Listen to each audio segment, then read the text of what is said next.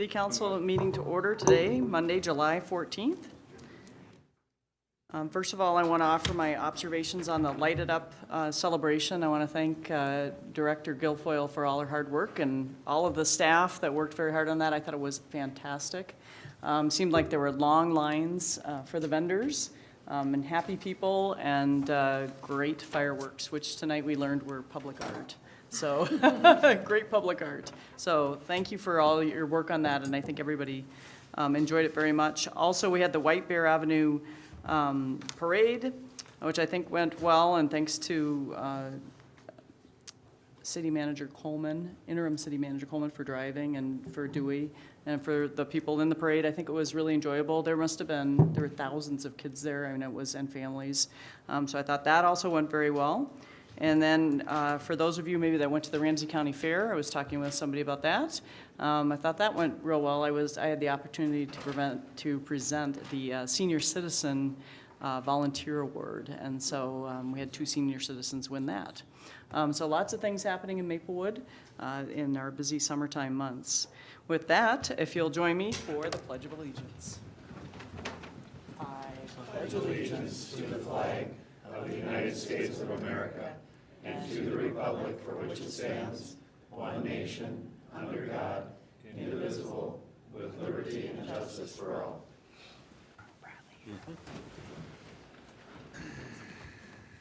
And it looks like everyone is here. Next, we'll have the approval of the agenda. We have a number of items on our agenda tonight. Council, any additions or changes to the agenda? Councilmember Juniman. Under council presentations, number 1, manager search, and number 2, national night out. Okay. So number 1, manager search. Number 2, National night out. night out. Councilmember Abrams. Thank you, Mayor. I'd like to do an update on the Cable Commission report and also comment about the opening or reopening of Keller Golf Course. And did you want to do the update on our meeting with Melinda? I know I did it the last time, or do you want me to do it? Why don't you do it? Okay, I'll do that too. Okay. So number 3, Cable Commission. 4, reopening of Keller Golf Course. 5, update on interim city manager meeting. And let's see, Councilmember Cardinal. Thank you, Mayor. I'd like to mention my committee reports and Ramsey County Fair. Did we have that Ramsey County Fair already? Well, I just spoke about it, but you're welcome to Okay, mention it. just to a request for a report from Joe Fox on that. And I'd like to comment on the Keller-Phelan park that has been added by Ramsey County. So those 3, thank you. Councilmember Cardinal, 6. Councilmember Cardinal's committees, 7. Ramsey County Fair, 8. Keller-Phelan Park. I will add number 9, update a Regional Council of Mayors meeting today. And number 10, Gateway Corridor Commission update. Member Copeland, do you have anything? You're the No, I last just one. don't, well, I'll make a motion to approve the agenda. Councilmember Copeland moves to approve the agenda, seconded by Councilmember Juniman. Is there any discussion? All those in favor say aye. Aye. Ayes all, passes. And then next, we will do the approval of the minutes. Council, are there any revisions to the minutes from our past meetings? I move approval of the city manager workshop minutes from June 23rd. Second. Councilmember Juniman moves the manager workshop meeting minutes from June 23rd, seconded by Councilmember Copeland. Is there any discussion? None. All those in favor say aye. Aye. That's all, passes. Okay, how about, that was a workshop, and then how about the meeting? I move approval of the city council minutes from Monday, June 23rd. Councilmember Juniman moves approval of the council minutes from June 23rd, seconded by Councilmember Copeland. Any discussion? All those in favor say aye. Aye. Ayes all, and passes. So next on the agenda, appointments and presentations, we have none. Next, we have the consent agenda. As we know, these are usually routine matters, members, and so is there anything anyone wants to discuss? Councilmember Juniman. I think we should acknowledge or highlight number 6 and number 12 and number 13. Okay, number 12, 6, 12, and 13. Yes, thank you. Juniman. Okay, Councilmember Cardinal. Thank you, Mayor. If we could just have a little discussion on 8 and 9. 9.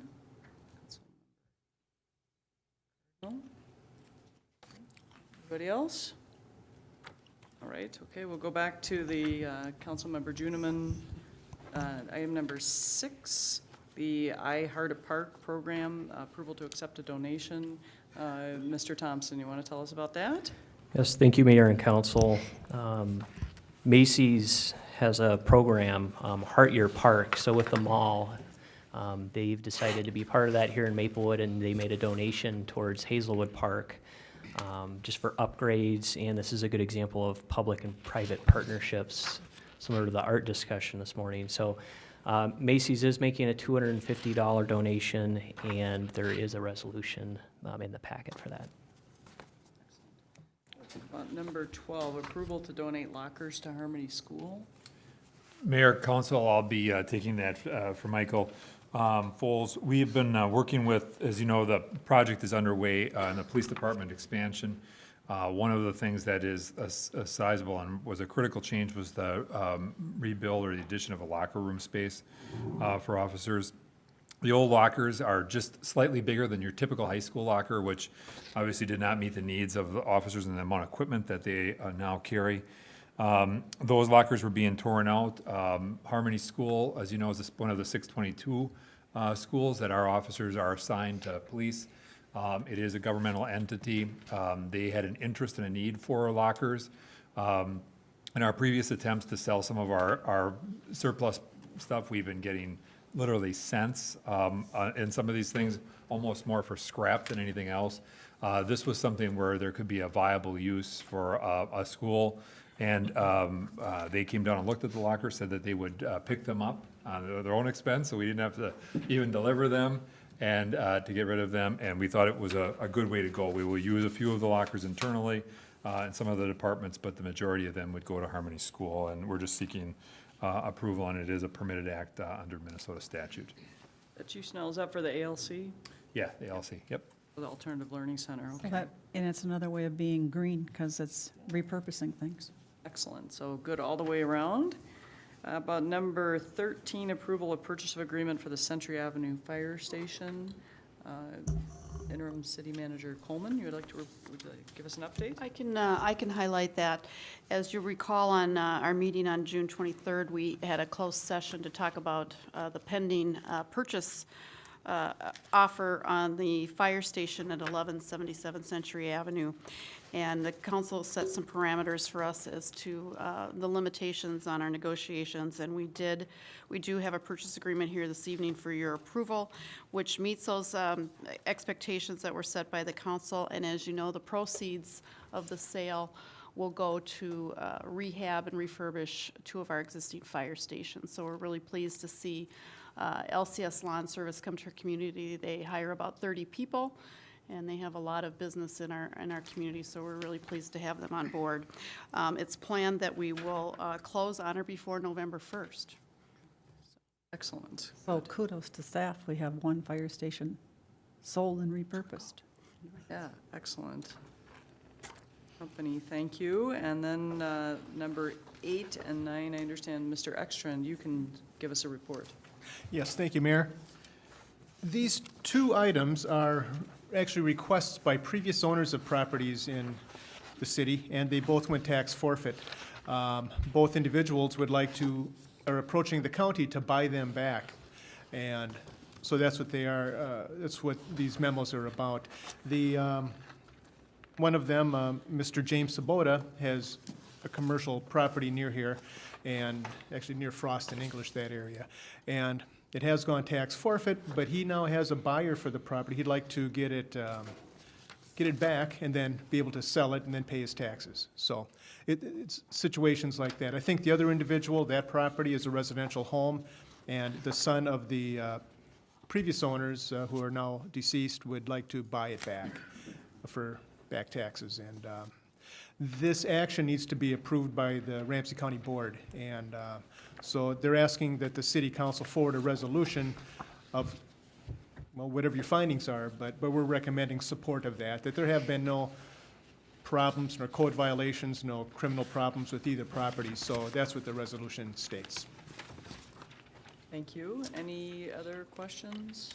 And both of those have no budget impact for us. Is there a motion to approve? I will move the consent agenda items 1 through 13. Councilmember Juniman moves approval of the consent agenda items 1 through 13, seconded by Councilmember Copeland. Is there any discussion? Hearing none. All those in favor say aye. Aye. Ayes all, passes. Okay. Moving right along, we are up to the public hearings portion.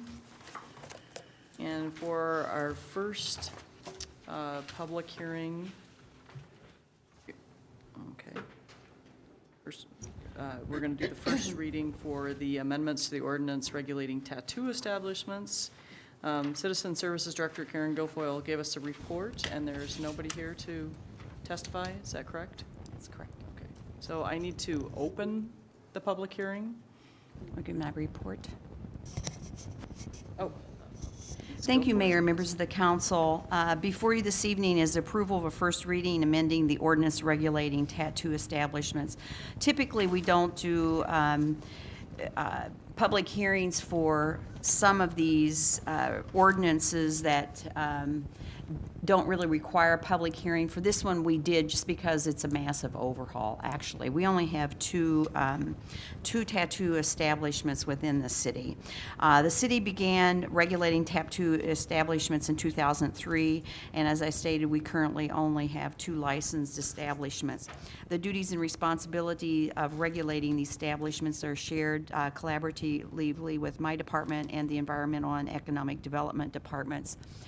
Basically our health and our code enforcement individuals. And at this time, Chapter 14 of the City Code provides regulation of health and safety standards for these establishments, but it does not encompass and cover the broader industry of body art, which has become a lot more prevalent in the last few years.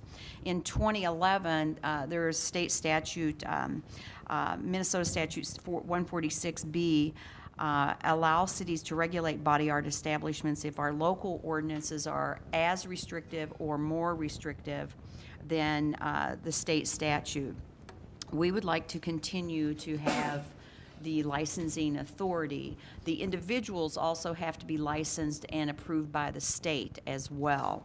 What we've done and outlined in the staff report are some of the issues that we have added, but we have decided that we want to be even more strict in than the state statute by prohibiting the act of branding, implantation, suspension, or scarification of another person. We have had a couple, along with our business, a couple of our nightclub type of businesses, when they bring a, say like a heavy metal band in or something like that, as part of that venue, they have had these body piercings and they, do all kinds of, sorry, just, it is what it is, just weird stuff. And there's some issues with our health and our health officer and also Butch Jarvis from, talking from an EMS standpoint. They voiced concerns relating to the suspension piercings, where they actually have someone, you know, they're pierced in different parts of their body and then they hang them and do all this stuff. And so I hate to be gross about it, but we want to be very clear that we are being more restrictive than the state statute, because we do feel that these types of things can have potential to be a serious concern if the hooks, you know, tear and a biohazard issue and medical issues can result. And so we have been requested by our environmental health officer and also Butch Jarvis to not allow that and to include that in our ordinance, which we have. So I can stand for any questions that you might have. This is the first reading. The second reading will be conducted under unfinished business. And so we just need approval of the first reading. Thank you. With that, I will open the public hearing. So we are opening the public hearing. And is there anyone who wishes to address the council on this matter? 3 times, right? Is there anybody here who would like to address the council on this matter? And one more time. Anybody here who would like to address the council regarding this matter? All right. We will then ask for questions from the council. Council Member Cardinal. No questions. I'd like to Or just make a concerns? motion. Or a motion? Okay. Let's see if there's any. Okay. Are there any questions at all? Let's just make sure that.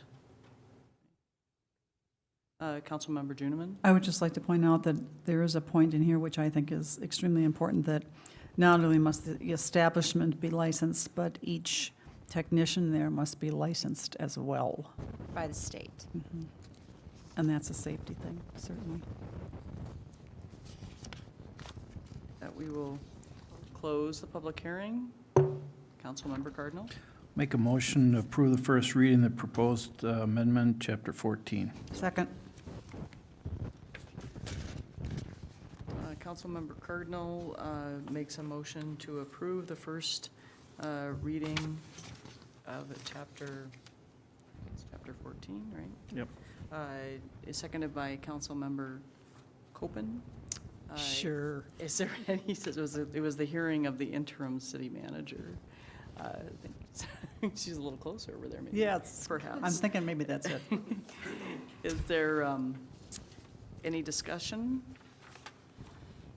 All those in favor say aye. Aye. Okay. Motion passes. Okay. And then next, second public hearing is to approve an ordinance change to allow warehousing in a business commercial district by conditional use permit. Second reading, and Senior Planner Tom Ekstrom, will you please give us a report? Yes, thank you, Mayor. Yes, and being that this is a second reading, the City Council reviewed it the first time and recommended approval on June 9th of this year. But code requires that we bring ordinance revisions back for 2 readings, so this is the second, and being that we didn't hold a public hearing previously, we're holding it this evening. But the ordinance amendment is to allow in business commercial districts indoor warehousing. If somebody would wish to have a facility and conduct storage or warehousing within the walls, it would take a conditional use permit if this ordinance passes. The request, or the applicant in this case, is U-Haul, who is hoping to purchase and expand their business into the former Goodwill site right next door. And they would like to use the existing building of the old Goodwill as indoor storage. So that was the reason for the request, and staff is recommending approval, and I know the council did as well the last time. So, thank you. Thank you. And with that, we will open the public hearing. Oh, the hearing is open. Clerk Guilfoyle, is there anyone present who wishes to address the council on this matter? There's no one that signed up, but I don't know if there are people. Okay. Is there anyone present that would like to address the council? If you'd like to come forward, state your name and address for the record, we'd be happy to hear from you. Anybody? Okay. Is there anybody that would like to address the council? And one more time, anybody like to address the council? Okay, so we've asked 3 times. Are there questions from the city council, Councilmember Cardinal, or concerns, comments? Oh, okay. Let's close the hearing then. It is closed. Is I'll there a make a motion? motion, Mayor. Motion approved. Council, is there a second? Second. Or is that 3-way tie? Motion to approve the warehousing and business commercial districts by conditional use permit ordinance amendment, second reading. Okay, right. And so the second, seconded by Councilmember Abrams. Is there any discussion? Third, in other words. Then the council, the second public hearing, the motion to approve the ordinance change to allow warehousing in a business commercial district by conditional use permit. All those in favor say aye. Aye. Ayes all. Passes. Okay, good. So with that, we're past our 2 public hearings. We'll do our unfinished business. Approving resolutions, awarding bond sales, general obligation bonds. And the first item, our finance director is here, Gail Bauman, if she will give us an overview of the sale. Mayor and council, first, as you were informed on Friday last week, the Standard & Poor's affirmed our bond rating of AA+, which is the second highest bond rating out there, so we were affirmed that with a stable outlook. And Ms. Terry Heaton is here from Springstead to go over the results. The bids were taken at their offices this morning, and they came in very favorable, and she will go over the specifics regarding it. Ms. Heaton, are you ready to share the specifics? I am. Good. Madam Mayor and members of the City Council, there were 2 bond issues sold this morning on your behalf. And the first one is a $7,905,000 bond that is to pay for street improvements, about $3.3 million of that, the fire station and infrastructure, and also capital equipment. The listing that is being distributed right now are the results of the sale. We received 7 bids, and as you can see, they're syndicate bids. It represents 27 different financial institutions. So that's a lot of interest throughout the market for your bonds. So we were pleased to see that. And the low bid came from the syndicate led by Robert W. Baird and Company, and the true interest rate was 2.84%. Which is fabulous. Anytime you can get below 3%, so we were very pleased. We actually had estimated, because interest rates were lower by about 15 basis points about a month ago, the market came up, and so that is represented here. But still, looking over the last 5 years, extraordinary low rates. Excuse me. And then the second bond issue was for refinancing tax abatement bonds. That is a $1,290,000 issue. We're refunding the 2004 C outstanding bonds. And this one we received 7 bids, and again with syndicate bids, about 26 financial institutions. Again, great market reception, and that has to do with your very high credit rating. The results were a rate of 1.31%, and we were a little closer on this, but it's a shorter term bond. We had estimated 1.19, so about 12 basis points difference. But overall, because of the prices and everything that are factored into it, addition to it, we had estimated about $117,000 of savings, and the actual estimated savings are just a little bit more than that, about $121,000. So an extra $4,000 of savings with everything factored in. As was mentioned, there was a credit rating, and we made a little switch and tried out Standard & Poor's to get some better feedback, and I think we succeeded in that. This is a very thorough report about what is happening, and it helps give you some guidance because they tell you specifically what will move your credit rating up or down. And they affirmed the comparable rating to Moody's at this point of a AA1. You have a AA+, and they gave you a stable outlook. They talked about the very strong budgetary flexibility, strong liquidity, the strong economy, and the strong management as being very big pluses. There is a note about, when they do their calculations, they're very strict, and there's a note about budgetary performance, that there were reductions because you guys, if you have extra monies over and above the reserve, you utilize that to balance the budget. And they made a note that they had to categorize it as something to note, but they also gave the explanation that you're not spending below the reserve, you're just spending it down a little bit, so it appears that way. So the report taken as a whole, I think, is informative, and at any point I make this offer, now that you've made this change and you're looking at it closely, if you'd like more information about how credit ratings work and how it helps, things to look at when you're doing a budget, happily to do a free workshop on it at any time. But in the meantime, for this evening, we're delighted to provide these very good interest rates for both bond issues, and we recommend Robert Baird for the General Obligation Series 2014A. I should mention on that one, or actually they both were reduced in size. So the resolution will read, because of premium bids, we were able to reduce the bid to $7,745,000 instead of the $7,905,000. So the authorizing the approved resolution will be for the lower amount. And also in the 2014 B bonds, we recommend awarding to the UMB Bank, and that amount is reduced from $1,290,000 to an amount of $1,255,000.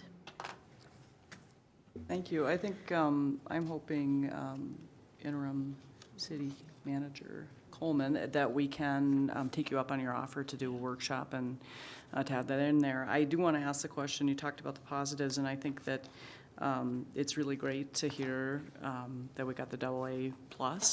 And were there any concerns, anything we should be thinking about, anything we should be doing different? Well,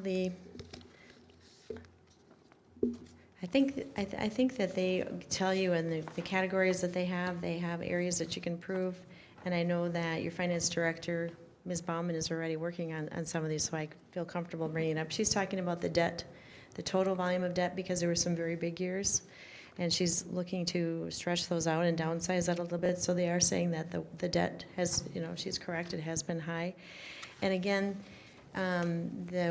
they talk about the budgetary performance that I brought up earlier is the other area, and a lot of that, as they noted, they softened the language quite a bit and said that's because you're using excess reserves each year, so you don't levy as much, which should make the taxpayers happy, but we'll have to look at how to communicate to them in a way that it doesn't show as a plus or a minus in their way. So that would be an area to look at. But I think it is a very good report overall. You'll see many, many positives. And I think the other thing that they look at is just tweaking your policies and procedures. That's always, best practices, that kind of thing. I think if we could see I would like to at least see a copy of that, if we could. Oh. And maybe you shared it with us, Ms. Bellin? We have it, we'll get it out to you. Thank you. And that's not meant to put you on the spot just as much as to, we're learning. And I think it really is a lot of good information. And of course, as with any financial information, there's going to be strengths and weaknesses. So thank you very much. I think we do have two other lights on here. Councilmember Cardinal. Thank you, Mayor. Terry, not a difficult question, maybe you know the answer, maybe not. Of these two different bids, do you recognize any local companies?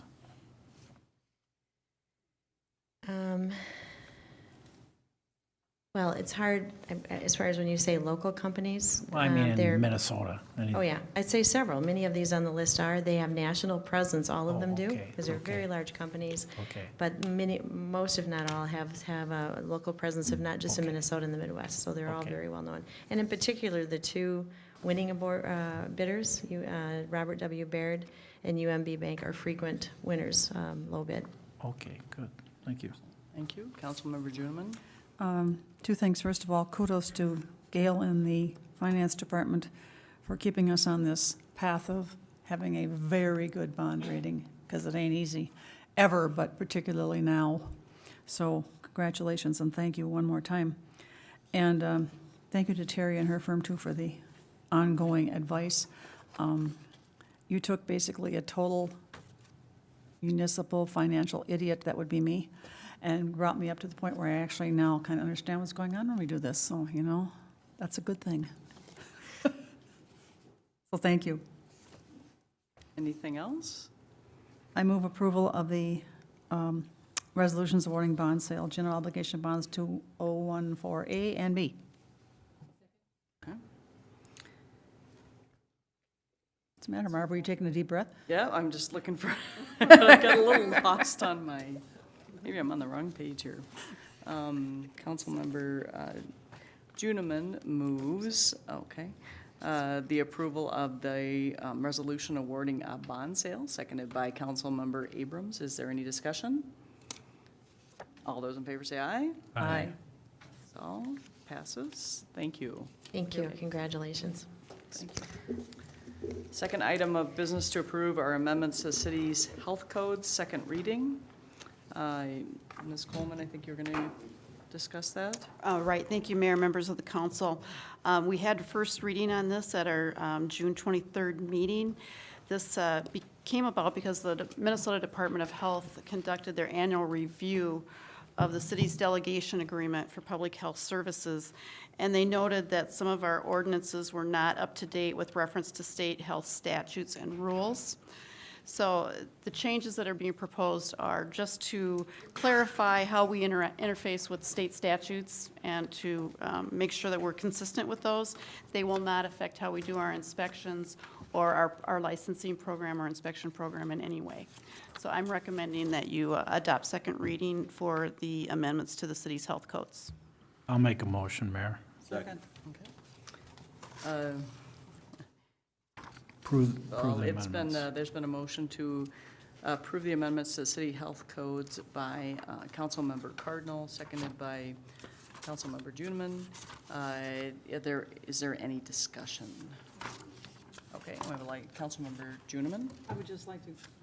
Sorry, I would just like to say that, again, as I did last time, I hope all the residents realize and appreciate that we are fortunate to have our own environmental health officer in the city of Maplewood. Most cities have rolled over and turned it over to the county or the state, which simply means an organization that doesn't know much about you gets to you when they get to you. And you can feel a lot safer swimming in a pool or eating in a restaurant in Maplewood than you can in a lot of other places, because we have our own very strict health officer. So we thank her for her service. All those in favor say aye. Aye. Ayes all. Motion passes. Thank you. The third item of business is the English Street petition update. Public Works Director Michael Thompson, could you give us a report? Yes, thank you, Mayor and Council. As you recall, on June 23rd, you received a petition from Mr. Dieslin with some of his neighbors along English Street between Frost and Cope Avenue. And the main points in the petition were they wanted vehicle weight restrictions. They wanted to understand how much federal funding was used on the interchange project, and also a request for information on the environmental documentation for the same project. I met with Mr. Dieslin the following day, so that would have been the 24th, or the 25th, the 24th. Met with him, looked out at the site, looked at some of his pavement concerns with some of the rutting and his reasoning for wanting to post that. As you recall, a big issue was residents don't want large trucks driving down English Street. So I did talk to Mr. Dieslin that we did use state aid funding for that project. And, you know, I can't arbitrarily just post restrictions on a roadway just to get to one class of vehicle, especially when we use state aid funds. However, I did, on June 25th, I gave Mr. Dieslin all of the information that he requested, both emailed and mailed it to him. And then I told him what the plan was going to be to study the pavement issues, and if we could even post restrictions, that we'd have to actually do an engineering study, take some pavement cores. So at this point, we're looking at doing a study over the next couple months to do some pavement cores, work with the state aid office to see what our options are. And we've already done some traffic counts to understand what the counts were before the project and now after the project. So I can quickly give you that update. One of the concerns Mr. Dieslin had was the additional traffic. In 2009, the average number of vehicles was 5,800, and then we did a count here in June, and that number is very similar. It's 5,724. So the counts are very similar. I should note we didn't change the access. Yeah, we removed the signal and put an interchange up, but the access really wasn't changed. It was just a more efficient on and off ramp there at 36. However, over the next couple months, we'd bring something more detailed back with a report, and at that time, we'd send notice to the residents, letting them know we're going to discuss the detailed report and any staff recommendations. So that's a quick update, and I can stand for questions. Thank you. I want to ask if there's anybody here who would like to address the council on this matter. If you could state your name and address for the record. Good evening, Mayor and council members. My name is Bill Dieslin, and I'm here tonight to represent a majority of the residents who live on English Street. I have lived on English Street with my wife Audrey for 50 years. We raised our 4 children there. When we moved in, English Street was a quiet, relaxing place to live and a great place to raise our kids. Needless to say, my wife and I have witnessed a lot of changes over the years, some good and some bad. Some of them more unwelcome changes were to be expected with the ever-growing population, but others, like the situation we are discussing here tonight, is a source of great frustration and anger for a vast majority of the residents who live on English Street. I heard it said that the mayor and council were interested in the environment of the residents of Maplewood. I never heard it said except the people living on English Street. Prior to coming here this evening, I've been thinking about returning to this council meeting. I could see the faces of the directors of Public Works, Ken Hayter, Chuck Wall, and now Michael Thompson. I feel I have been misinformed and misled on the adoption of a lot of key decisions. I have been told this project would not have a negative effect on the environment of our lives. This is not true. When my wife plays the piano in our living room, she can feel the vibrations in the piano bench each time a heavy bus or truck passes by. We feel those same vibrations going up our legs when we stand in the kitchen. The noises coming from the bigger rigs as they pass is extremely distracting when you're trying to read or watch TV. Cracks have also appeared in my basement walls. When Michael Thompson came to my house, I asked him if he wanted to see the cracks that were appearing in my basement walls, but he told me that he was in a big hurry, he had to go to a luncheon, and he couldn't look at the cracks.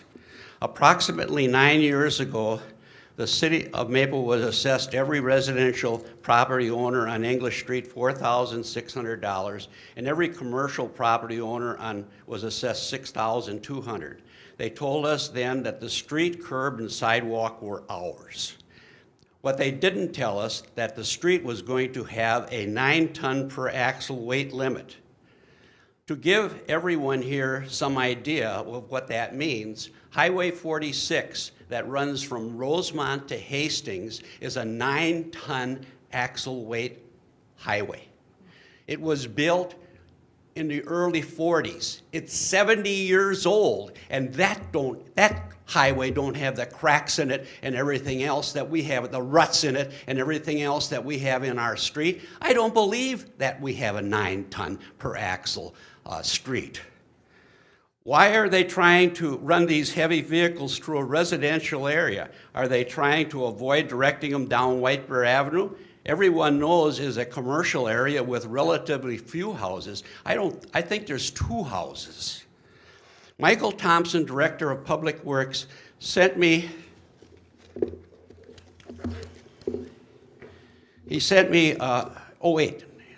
Michael Thompson sent me an email, He sent me an email, and the road was designated a 9-ton section, and the state aid office route I mentioned. I called the state aid office this afternoon, and I spoke to them, and they said it can be posted a 9-ton per axle weight. This would still allow the trucks and buses. I'm going to see if there is any additional I can look into to further restrict the weight. Doesn't he know? Doesn't he know that the weight on the street is political? Is political? That's what they told me when I called the state aid office. They said it's political, that the mayor and the councilman decide what the weight is on a street in a city. They do. That's what they told me. Mr. Diesel, if we can not talk about the staff, but stick to Oh, the I'm sorry, issues, I'm I would sorry. appreciate it. I'm sorry, Okay. I'm sorry. I won't talk about the staff. But anyhow, they told me that the weight is done by you. You're the ones that decide what the weight is on the street. We, the residents of English Street, deserve to be treated fairly.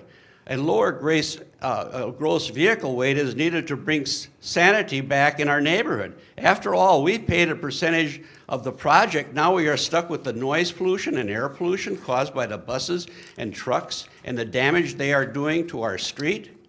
85% of the residents signed the petition, which I presented to the council last meeting, along with pictures showing the damage that has already done by the heavy trucks and buses.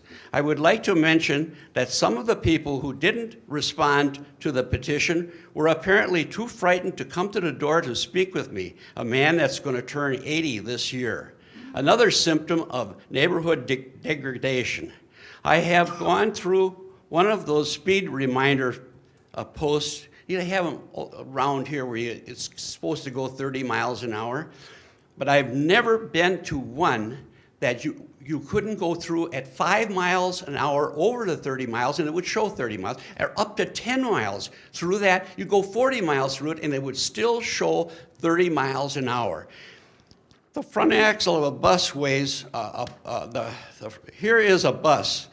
It weighs 30,000 pounds. The front axle weighs 10,000 pounds. The bus is traveling at 30 to 40 miles per hour, and it's only 30-some feet apart, the axles. Will those hoses be ready for the second reading when it's been flattened by 10,000-pound front end? And the axles, how much does the rear axle weigh? If you can With a start to pusher? wrap up, it just, we have a time limit on our Okay. presentations. I just have one more paragraph. Okay. How much does it, how much does the rear axle weigh with a pusher diesel engine, a cooling system, a transmission, a generator, a rear end, 8 really heavy batteries? It could weigh 20,000 pounds. When my neighbor and I extend our hands and ask for help, we are asking the mayor and council members the following question. What is your responsibility to us? I hope you answer by saying that you will stand by us. I hope you will consider a gross weight suitable for our residents of English Street and help us regain a neighborhood once we knew. Thank you. At least get it down to a 9,000-pound gross vehicle weight. This is a residential area, and I rode the bus. Mind if I rode the bus. And I called up the person that makes the routes of the bus. I wanted to know if he could get a lighter bus. He told me they sold all the lighter buses. But he said after talking to me that he was considering, even if you didn't lower the weight, but the heavy trucks should be lowered, even if you didn't lower it, he was considering changing the route in order so they wouldn't be going down English Street. Because he says there's very few people to pick up on English Street, and if he changed the route, he might be able to get more customers. Thank you very much. Thank you. I know it's frustrating, and we have a lot of people very frustrated with their roads in Maplewood right now, as well as all over the state. And I know this in particular is very difficult for you and your neighbors. And so we appreciate you coming. We understand that part of it is from the work being done on 35E, that may be contributing to some of the people coming through. And then we're going to be having this study, right, Mr. Thompson, are taking the core samples. And so we should have some answers by Mr. Thompson. September. Mayor and council, to get all the information collected and reported, I would say towards the late part of the summer. The late part of the summers. The puzzling part is that English Street south of Frost Avenue is an older street. It doesn't have the cracks in it. Here we got a street that only been open to the highway for a year and it's falling apart. Yeah, and so we'll take the matter from here. Thank you. And We do know that, there are other parts of the city where the streets are having really difficult problems. And one day I was talking to someone in Public Works, just going to relate this, and they said, at least with the pothole mixtures and stuff, they've changed them so that where they have to be more environmentally friendly, and so the roads and the materials that they're making them from aren't as durable. And that's some of the trade-offs of being eco-friendly. I'm not sure if that all is true, but Mr. Thompson, is that with the pothole mix? I think that's part of that, what's going on there, right? Yep, Mayor and Council, well, English Street is one of the streets that was seal coated and has some of that light stripping issue. So we have to use a special mix because it's not a standard pothole, it's the very shallow where we have to fill that. So yeah, I mean, that's one of the issues the city of Maplewood and many other cities throughout the metro are dealing with. So like I said, we'd have a couple months, we'd actually do the vehicle type counts and have some more information. Councilmember Juniman? Oh, yeah, I have a question, as long as we're talking about vehicle counts and so on, does that include heavy vehicles like he's talking about versus cars, or is it just number of vehicles that go over the street? Mr. Thompson? Yep, Mayor and Council, actually our counters, we have new counters, so we can actually see how many axles, so the type of truck. So usually that gives us an idea of what the weight is. So we would have that in the report. That would be helpful. And I do believe that, as the mayor said, part of the issue right now is because the same thing is happening. I live off of Roselawn and Highway 61, and Roselawn has never looked so busy in 39 years.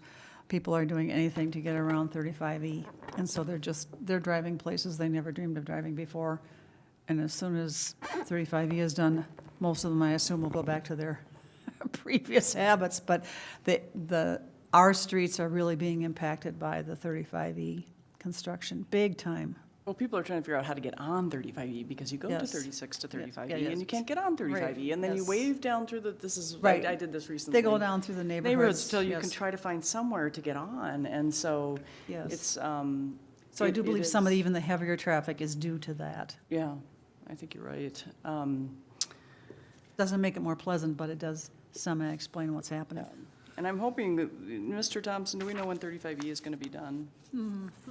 November of 2015. Yep, Mayor and Council, that's a 2-year project, so this is the first of the 2 years. So we're looking at rebuilding of the whole northbound lane this year and then the southbound next year. So it's a 2-year project. Okay, so another year. November 2015. But I do believe that we're experiencing more of it because of the northbound lane than we will with the southbound lane. Well, when you drive by and they're building those huge bridges that they're gonna slide in, Right. like they slid in the other one, and you think it's just kind of crazy, but they're huge, massive bridges, But so. I'm kind of hoping, it would seem that maybe we would suffer a little less in 15 than we are in 14, because the eastern side will be done. Well, thank you for sharing your views with us and for sharing the petition and We are looking at it. that how many people this is impacting it, that to take the petition around is a big deal. And so we very much appreciate that and be able to look at that. We will continue to take it under review. And at this point, there is not any formal action needed on this item. So next, we will go to new business. First item of new business is approval of the resolution for a lawful gambling permit for Chops Inc. at McCarran's Pub and Grill. So Citizen Services Director Guilfoyle will give us a report on the application. Thank you, Mayor, members of the council. Kevin Kimes, on behalf of CHOPS, has submitted an application is requesting approval of a premise permit to conduct lawful gambling at McCarran's Pub and Grill, 1986 Rice Street in Maplewood. CHOPS is a nonprofit and an all-age music and performance organization that's based in Minneapolis. As part of this approval, a background investigation is required, and it was done on Mr. Kimes, and nothing was identified in the report that would prohibit him from holding the license, and the city is recommending approval of it. The resolutions are required by the state. The local level needs to pass a resolution approving the premise permit, and then it's forwarded on to the state, and they issue the license from the state as well. stand for any questions that you may have. Questions? Is there anyone present who would like to address the council on this matter? I'd like to state your name and address for the record. Madam Mayor, council members, my name is Kevin Kimes. I am the gambling manager for the organization of CHOPS Incorporated. I live in Minneapolis. CHOPS Incorporated is as mentioned, a youth-focused music ensemble. We do have members of all age that are part of it, but that is mainly staff and mature players who help our youth in the teaching of instruments. As music continues to be pulled from our school systems, CHOPS has been around since the late 90s in offering alternative opportunities. Different from a hockey association that may be local, we are all metro-wide. We do have members all the way from Stillwater up through to St. Cloud that are part of us. We rehearse in Hopkins, but perform all over the metro area and beyond throughout the summer, as well as winter programs that we can offer. So I'm happy to address any questions that you may have with regards to our organization. How many students participate and what are their ages? Typically, we have membership anywhere between 60 to 70 per year between our different ensembles. And we typically do not encourage students to join us until they're at least in 7th or 8th grade, and then they will continue through sometimes their early collegiate careers. The main reason for this McCarran's scenario to have unfolded for us is that the organization that currently exists in that location, Lady Slipper, is no longer from their parent organization permitted to raise funds from gambling. So from a national chapter standpoint, they're no longer permitted to do so. One of their big missions is scholarship-based opportunities, and they seeked us out as being a good partner because we do quite a bit of scholarship support utilizing the charitable gambling for our members, as well as just members of the community that we serve with charitable gambling. So they felt that that was a good fit, and therefore worked with us to try to create a smooth transition as they choose to exit out of the lawful gambling realm. What's your annual budget? For the actual operation of the core, we typically are right around $100,000 a year. We do parades, different musical ensembles. We have a steel drum band ensemble, drumline ensemble, color guard ensembles throughout the winter. And I was a total band geek when I was little, so No, yep, good work you're doing. And it's just a good opportunity. We do have partnerships with Big Brothers Big Sisters and some other organizations to help make sure that we're known with those opportunities as well as an outlet. Councilmember Cardinal. Councilmember Juneman? I was just going to make a motion. Okay. But I do, I appreciate the fact that you are so well-spoken on what you're about, because it was not something I knew about. And I think it is kind of telltale that the the current organization has turned to you. That says quite a bit about what you're all about. I would like to move the approval of this resolution for the gambling permit. I'll for second that. CHOPS. So Councilmember Juneman moves to approve the resolution for a lawful gambling permit for CHOPS at McCarran's Pub and Grill, seconded by Councilmember Cardinal. Is there any discussion? Mayor, I'd just like to comment. Councilmember Cardinal? Kevin Kimes, so you're going to be recipient of a message here. Okay. McCarran's Pub and Grill is the oldest continuous operated pub or bar or pub or bar saloon in the state. Really? That's very good to know. Yep. Well, we are, we've made the commitment that we'll be, there are many of the employees that work in the booth there and are involved with the bingo. We've made the commitment that we will rehire all of them at their current wages and then work through whatever transitions necessary. But it's our intention to just absolutely make this a seamless transition for everyone. Well, good luck. And Mayor, I just suggest the Maplewood residents might want to visit there. They got some nice pictures, old pictures of the nightclub or the amusement park that they had on McCarran's Lake there. So it's It's a nice spot. Well, they're under new ownership in the last year or so, and they seem to be making some good decisions, so we're proud to partner with them. Good for you. So, thank you. Any other Thank you. questions? Thank you. All those in favor say aye. Aye. Ayes all. Motion passes. Congratulations. The second item of business for approval following it is for the Days Inn conversion to senior housing in a business commercial district. A conditional use permit to allow multifamily housing in a business district, and it needs a parking reduction for fewer parking spaces than required, and a unit size reduction variance, as well as design plans. So Senior Planner Tom Ekstrom, would you give us a report? Yes, thank you, Mayor. And if I could have the overhead, please, as well.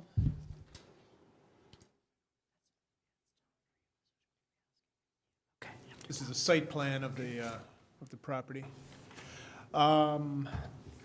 Yes, Mr. Albert Miller is proposing to convert the 120-room Days Inn into a 115-unit seniors housing facility to house assisted living and memory care residents. To do so, our city code would require a conditional use permit because the property is zoned BC, business commercial, but housing is allowed in a commercial district by conditional use, a conditional use permit. Secondly, as the mayor mentioned, he's requesting a parking waiver for a 115-unit housing facility code, which is doesn't really pertain to seniors so much, would require 230 parking spaces. The applicant is proposing to reduce the number of parking that's on the site for the hotel to 73. And thirdly, a unit size reduction. Our city code requires that the minimum floor area requirement for multifamily one-bedroom units is 580 square feet. The smallest unit they would have would be 312 square feet for a memory care facility. And also, they're asking for approval of building site and landscaping plans. Excuse me. In considering the conditional use permit, our city code has 9 standards for approval that must be met in order to approve a conditional use permit. In looking at these, staff finds that they're met. We don't see problems with meeting those 9 criteria. But one of the concerns we did have, which I discussed in the report a little bit, was, is it an appropriate use? Is it compatible with the neighborhood, being a heavily commercial area with a mall and other similar uses nearby? And the applicant did address that point that was raised. And also, there's one concern by Chief Schnell regarding memory care residents. You know, should a patient or a resident leave the facility, you know, what kind of occurrence or frequency might that happen at, and what kind of burden could there be on the police staff? The applicant did address those, and they could probably speak to those should there be questions, but they did explain to the Planning Commission that they will be very careful. Of course, you know, the last thing on earth they would want to happen is to have any resident that was not capable of really being alone outside the facility get there. So they will have a lot of areas where they can be that are safe and not able to leave without accompaniment. So anyway, staff is supportive of the conditional use permit. We think, on one hand, maybe a commercial use of that building might be a good fit for the neighborhood, but the applicant has also showed us a similar facility they rehabbed in St. Paul in another commercial district that they did quite a fine job at. So another thing we looked at was density. They would be, just by the numbers, be proposing 17 units per acre, which would fall into our high-density category. We don't see that as a problem with the type of residents that would be living there. It would be in actuality, a much lesser impact than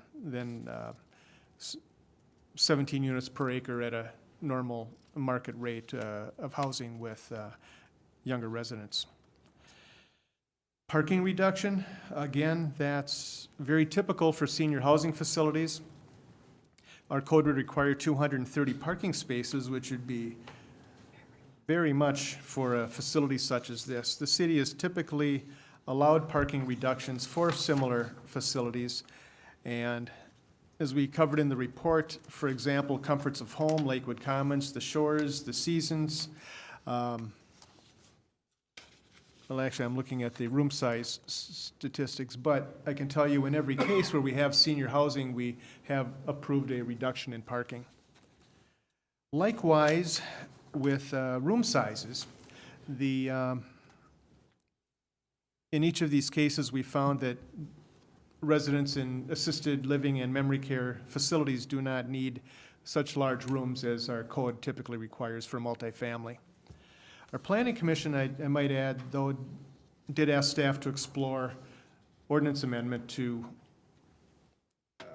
create a category that's more realistic for senior housing instead of always granting variances for room sizes as these cases come along. So staff will be exploring that. Building design, we feel the applicant is proposing some nice changes to the building. As you probably all would agree, it's gotten somewhat tired looking, and they are proposing to do some repainting of the existing brick embossed concrete block and stucco, repair damaged retaining walls, repair damaged trash enclosures. Their landscaping plan is pretty extensive. One thing I would like to note is the parking lot on the north side of the building is proposed to be taken away. They would leave one connecting drive on the north side of the building. They have gone to the watershed district, who has worked with the applicant, and the applicant is going to be doing some rain garden work and some restoration over on the edge of the property to be more environmentally sound in that respect. Anyway, that is my report, and I'm happy to answer questions. Thank you. Thank you. Mr. Donofrio, do you have a report for us from the Planning Commission? You could, of course, state your name and... John Donofrio, Maplewood Planning Commission. This was a pretty intense discussion. Ultimately, we are supportive of the initiative. They were very prepared, not their first venture, so there were a lot of comparable statistical analysis to work through. So we're very supportive, but there were three things that stood out to give you an idea of the detail that we went into with them. The first one was a concern over parking. Most senior places would have underground parking, so people who maybe wouldn't be as easy for them to go out and shovel their car out, start it, whatever, car might be there for a while. So there was a request that possibly there could be some electrical outlets. Now, with that said, I'm not sure how many people in this room would have an electrical plug in their car, but the thought was if someone parked their car there for a couple weeks at a time, maybe not using it, that might be an option for them. It was a suggestion from the committee, and the owner was very supportive of installing a certain amount of those as might be appropriate. The second issue that came up, which I think is a bigger concern for all, was a hope to work with the city engineer. This would be a different resident than the people that might have been at the motel. And so the concern is the ability to go from the motel to the mall and how safely that could be done. There's not an area with that road around the mall where people would just naturally stop or get on to 2 miles an hour for a walkway or whatever. So the hope was that we could find some resolution to make that safe for everybody, not only the residents, but clearly there would be people coming to visit the residents that might do that for entertainment or whatever, for shopping. The last one, the concern about the memory care and people that potentially could walk. There was a concern about the cost of that for the city and how often that happens.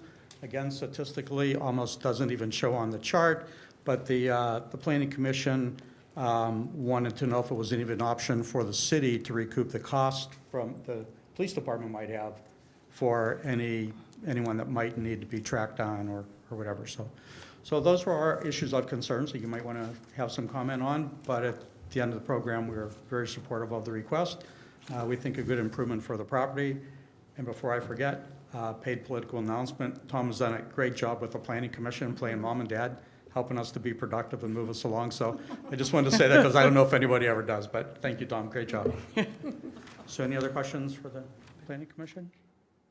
Good, thank you. Very good report, very helpful. Next, we will ask if there's anyone present who would like to address the council on this item. I think, is it Mr. Delwich? Yeah. And you're the project manager, correct? So if you could just state your name and. Certainly. Mayor and council members, my name is Ben Delwich, and I'm an architect with Cost Wilson Architects. We do a lot of types of work, but senior housing is certainly our specialty. The Seasons in Maplewood, the shores of Lake Fallon, both within the city, were done by our firm. Also, here on behalf of the applicant Albert Miller, and he works in the development and also the management of many of these facilities. So he'll be working to develop and improve this project and then sticking with it for the years to come and see it through that it's managed successfully. I would like to just really quickly go over the scope of the work just so everyone's familiar. Primarily, this is an interior improvements project. As the staff members who toured the Summit Living Facility in St. Paul have seen, some new finishes, new layout, sort of new adjusting or acquisition of spaces can really go a long ways. We plan to do that inside this facility. Likewise, I know there's certain health concerns with this building, especially with the pool. We'll be removing the pool and adding new one-bedroom units. On the exterior of the building, it is kind of mostly a facelift to the building, repairing the building envelope where the concrete block or the building envelope is damaged. We'll certainly repair that. Also in need of a new roof. So the building's close to 35 years old, I believe, so it's in need of a facelift, and we plan to give it that. And the main focus of our exterior improvements is the landscaping. We're adding a substantial amount of landscaping to which the watershed has been very supportive of, allowing, us able to manage a certain amount of stormwater that can help the neighboring properties. And this is an area where there's a tremendous amount of paving, so they were really looking forward to working with us on this project. I just wanted to address a couple of the concerns. The parking. Yes, there is no underground parking on this facility. It really isn't a feasible thing, but I'm very happy to provide electrical outlets or whatever is needed. Also in the reduction, 73 spaces is actually pretty high compared to what we'd see for a 115 unit building. A similar zoning code in Golden Valley, as I just recently looked at, was 1 parking stall for every 5 units. So in a building this size, maybe 25 or 30 stalls total. Just to give a comparable. Happy to work with the city engineer for the traffic and transportation to the neighboring amenities. One of the biggest challenges, even though you may get across that mall ring road, you're entering a large parking lot that, unless it's late November, early December, is probably not going to be full back there. So I'm happy to work with that. We do see it as an amenity to be in this location.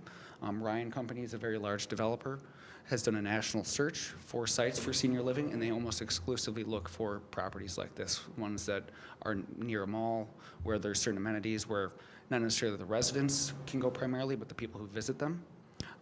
So happy to make accessible this building to the neighboring properties.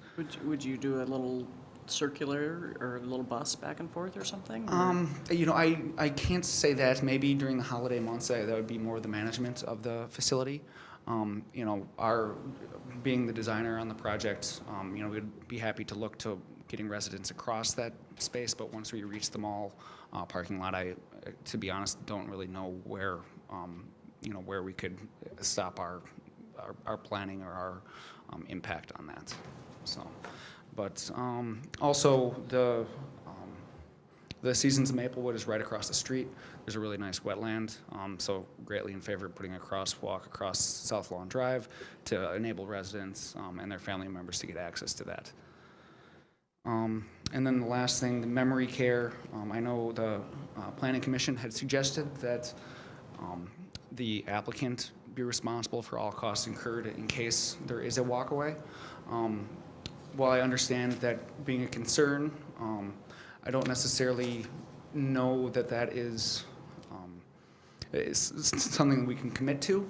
And likewise, I know that a lot of people with memory disabilities they can't afford the services, or they want to stay at home with loved ones. They're in that position in a home being supervised by maybe one person, have a lot greater risk of walk-offs than certainly in a facility like this where they're monitored and constantly supervised. Likewise, if this wasn't imposed by some of the other neighboring properties with similar uses, I don't necessarily know that it's fair to target this one as being the guinea pig for such such a demand. But if the city attorney has anything to address on that, I certainly understand the concern, and we're in the business of doing everything we can to make sure that doesn't happen. But if it does, then we just expect the same city services that every other property would receive. I'm sure you have all the ones I go to, they've got the locked doors and you can't get in. So I would think you can't get out all that easy. Yeah, I think it's a very rare occurrence that does happen. It does unfortunately happen. One of the projects that the applicant was involved in, although he's not involved in the management of it, it's managed by Ebenezer. The Shores at Lake Fallon, I know, has had one incident, but it is very rare. We do everything in the design, special locking devices, constantly supervised to make sure that doesn't happen, because, the cost incurred is probably nothing compared to the reputational damage that it would do if you have to tell a loved one that their family member is missing. So, I'd be happy to answer any questions. Councilmember Abrams. I attended I'm on the Design Review Commission, and so I saw your presentation. And one of the things that struck me, I had a natural sense of does it really fit in with that neighborhood and with that use? And I appreciate that you address that with the council. And I'd just like to highlight for the council that in that, one of the workshops that we had where we talked about housing in the future and how it's changing, I think this is an example of that, and the fact that it's not Ryan Construction, but it's Ryan Companies, I believe. Ryan Companies are particularly looking for this type of location to put this type of housing in, because they see that as what people are going to want into the future. And so I think that it's really, while it may appear counterintuitive, it's actually forward-thinking, and it goes along with that presentation that we had on housing and into the future. In places in the West, your seniors spend an enormous amount of time in the malls because they can walk in the malls, they can get stuff to eat in the malls, so having a mall there, to me, it does make a lot of sense. Councilmember Juniman.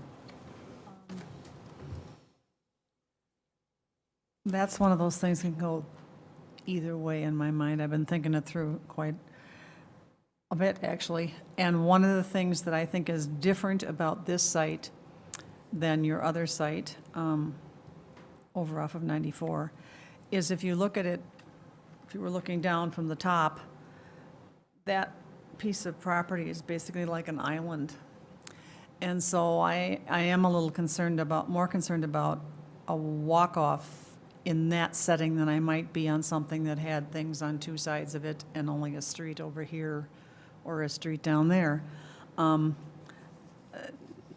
They are, if you talk about the number of people actually inhabiting such a place, they are rare, but having had a number of relatives in facilities over the last 15 years, I hope I die when I'm 72, but B, there are some people who are just born to be walk-offs. There were a couple at this one place that they had every alarm known to mankind, on the wheelchair, on the body.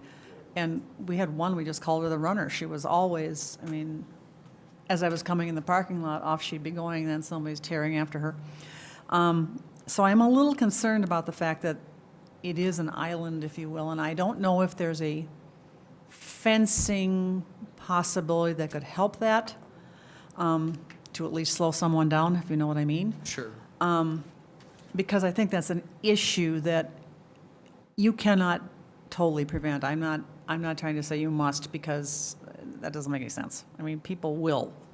Hopefully not multiple people, but people will. And so I am concerned about, because of the way it's located. I see the draw of the mall, but I also see the disadvantage of being that close to the Myth nightclub. I'm not sure I want Grandma on the street side on South Lawn at 2 a.m. when the Myth lets out, might I say. I'll try not to disparage the Myth too much, but it's not my favorite place. And you get that many people in a place getting fairly wound up with what they're doing and having a fair amount to drink besides water. I think you have a tendency to get noise and disruption, and we have some past police reports to indicate that there can be some pretty wild behavior. So that part bothers me. And I'm not sure what you can do about it, but I'm letting you know that's one of the hangups for me in all of this. Sure. And then I have a question about, because I haven't been in this dump for a long time. Anything you will do to it is an improvement. So that's not that. That's not what's holding me up. But I do know that a lot of the hotels that have been built in the last, let's say, 20 years, and also the senior buildings, that the rooms, the walls are concrete. Are the walls concrete between rooms in this place or not, as a fire protection? I do not believe that they are between the different units. I could be wrong. We haven't gotten in there and done a thorough investigation just yet. However, when we do, the building will be brought up to code to make sure that we do have adequate fire separation between units. And typically, that's a 1 hour separation, which can usually be handled by a couple layers of sheetrock. Okay. So we'll make sure that it is. Because a certainly up to conversion code. is always, that's an issue, at least from my outside looking in. I had another, just a minute, I have notes. Up and down the pages, I have notes. Oh, yeah, my other one was the whole thing about working with the engineer, which, the lucky engineer, about the crossing of South Lawn. That really bothers me. I understand that you see it as an amenity, but, you know, there are days when I think the people that design those places go out for lunch and stay out too long. That ring road is a hazard. I mean, it's a hazard if you're on four wheels.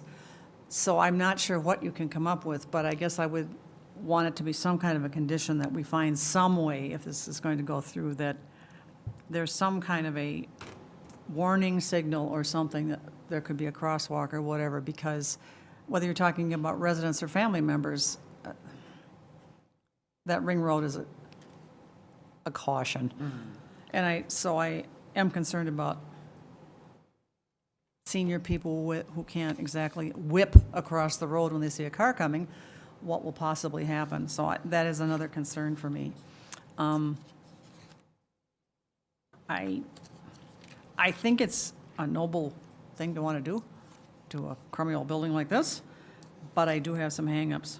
So I guess I will listen to the rest of the conversation and see if you can answer me in any way, or my colleagues have something that convinces me it's not as big a issue as I see it, but. Sure, well, I'll be happy to do the best I can to address some of those concerns. First off, getting back to the walk-offs, I know, and that I think memory care patients usually are a little bit more able-bodied than a typical person in assisted living. They can sprint. Yes, and they do typically, at least in my knowledge, are a very curious group. We try to rearrange the building so that they have certain destinations to get back and forth within the area that they're, assigned to. One nice part about this building is it does have 2 existing courtyards, which provide an opportune area for a memory garden, which is a fenced-in and securely located outdoor area, so they can get outside. In addition to it being fully secure, they are also monitored whenever anyone else is out there. So although this does sit in an island, at least it does, the building, its current layout works quite well to incorporate these memory gardens, to provide it to be a little bit more secure. Another thing you mentioned was sort of this being on the island. Part of the reason we're eliminating as much of the parking lot is as we are, is it currently is surrounded 360 degrees by parking and drive. By eliminating two different legs, we're sort of eliminating that need, or eliminating the circle around the building, so the only people who would go there presumably would be as a destination, so hoping to reduce site circulation. Now, getting across the street, especially that ring road, to be honest, you would need a bridge, especially to get over the road, but then also through the parking lot. And so we see it as more, a family might come and pick up their loved one and then probably drive to the nearest handicap stall and then go in the mall. We are happy to work with the city engineer and whatever suggestions they have. Mayor, may I ask a staff question? Yes. Mr. Thompson, I don't know what our jurisdictional rights are on a ring road like that, but in some situations, I know there are situations where you put in a crosswalk and then there's the amber flashing light that says, you know, crosswalk, caution, all that type thing. Is that something we're allowed to even toy with in that kind of a situation, or aren't we? Mr. Thompson? Yes, Mayor and Council, certainly we can look at those options, but I think it's a conversation between the city, the applicant, and Simon Properties at the mall. So we'd have to come together to make a decision on a crossing on the ring road. The ring road isn't under city's jurisdiction, but we'd be happy to facilitate that conversation. I think for purposes of this review, I think the important part is connecting a sidewalk to the existing ring road sidewalk, and then we can have the discussion on the crossing. And I think another issue came up too was a potential crosswalk at Legacy Parkway there where the driveway is. So those are some things that I can speak with the applicant about, and we'd have to pull in Simon Properties. Okay, and I understand it's partially cart before the horse, but it also colors whether I think this is a good idea to vote yes on or not. So that's why I brought it up. Certainly. And I have one more question for him. Councilmember Juniman? It says in here, the applicant is not proposing any changes to the site lighting. Does that mean on the building or in the parking lot, or yes? Yes, and both. We currently do not propose any change of the site lighting, both the lighting that's on the building and then also in the parking lot. You know, lighting Well, if the usually. parking lot is smaller, that, or, you know, partially removed, that will fix that. And I don't know, it's been so long since the exterior lighting actually worked all the way around the building. Perhaps that's why I'm questioning it. Perhaps it is sufficient if they're all lit and working. But now when you go by there at night, it's like, wouldn't want to be on foot, thanks. It's just a concern because you don't want dark spots where somebody can hang out, let's face it. Yes, I completely agree, and that also gets back to sort of the myth, being next door. More lights is obviously deters, you know. People hanging around. Yeah, exactly. Misbehavior, if you will, or it gets people out of places they're not supposed to be. So we certainly will evaluate the existing lighting, and if we do need to make a change to that based on it's either too light or too dark, we are removing a significant section of the parking lot. You know, we wouldn't want to provide parking lighting on this, you know, wetland area that we're providing. So getting further into the project, we will look into that, and then if it is too much or too little, we will go through the necessary steps to get the approval on the new lighting scheme. Thank you. Yeah, Mr. Delwish, we're going to let you sit down for a minute where we're going to bring up another community member, and then we're probably going to bring you back up, okay? Certainly. Mr. Jenkins, I understand you have something you want to share? Mark Jenkins, 830 New Century Boulevard South. This was brought up to us not for consideration, not for approval, but at the Housing and Economic Development Commission meeting, and there were just some issues, questions I didn't find answers to that I want the council to consider as well. Love the beautification, love, you know, bringing more green space to that area. That's going to be a benefit. But my concerns, so for example, are not zoning, but I do share some people's concerns about basically being in the parking lot of the mall. I have a lot of concerns about the safety there. The flip side of that, though, is I know Councilmember Juniman asked about fences. I would ask that if that's a consideration, that would be a big no for me. We were just at the Ramsey County Fair, and the senior residents there, fantastic facility, but you walk around that fence line to get to the fair, and sometimes you have a little bit of a feeling like you're walking around a detention facility, because I do have a concern that while I care for the protection of the residents, I think too much fencing, too high, too far around could make it look worse. So that's a concern. I have a little bit of a concern about the room size reductions, but what I would love to have heard too is what are the sizes of the doorways and the hallways? Can two wheelchairs pass each other easily in the hallways? If not, are there some concerns that way? And we've had the discussion in the past with the old cabin lots down by Phelan when that building was being proposed about door sizes for wheelchair access and stuff like that. And 35 years ago, I don't think every single room in a hotel was designed for handicap access. As far as the myth goes, I guess I'm not too concerned that their patrons are necessarily going to want to become patrons of this property, but it raises the question that they're going to reduce parking. Has the myth been approached with the fact that this will probably reduce their occupancy rate? Because I do believe they had a parking agreement, and maybe this would be for Chief Schnell, that occupancy at the myth was dependent upon parking agreements with neighboring parking lots because their own parking lot couldn't handle their current occupancy level. So I'd want to find out what impact that has on them as a neighbor. And then lastly, what is the impact, seniors at the mall? What was the mall management's response as well? Don't know if that's been entertained or not. So those are questions I didn't see answers to in the packet that I think would be worth consideration. Okay. Thank you. Thank you. Chief Schnell, it's time for you to tell us what you really think about memory care patients, about patients wandering out in the parking lot, about a fence perhaps, and about the myth. Mayor, Council, first of all, let me just be clear. This is in no way necessarily representative of this particular proposed use. I mean, certainly I agree with what everybody said. This is anything we could do to beautify the site would be great. I think when we look at the concerns, we raise the memory care thing as just simply one factor for consideration.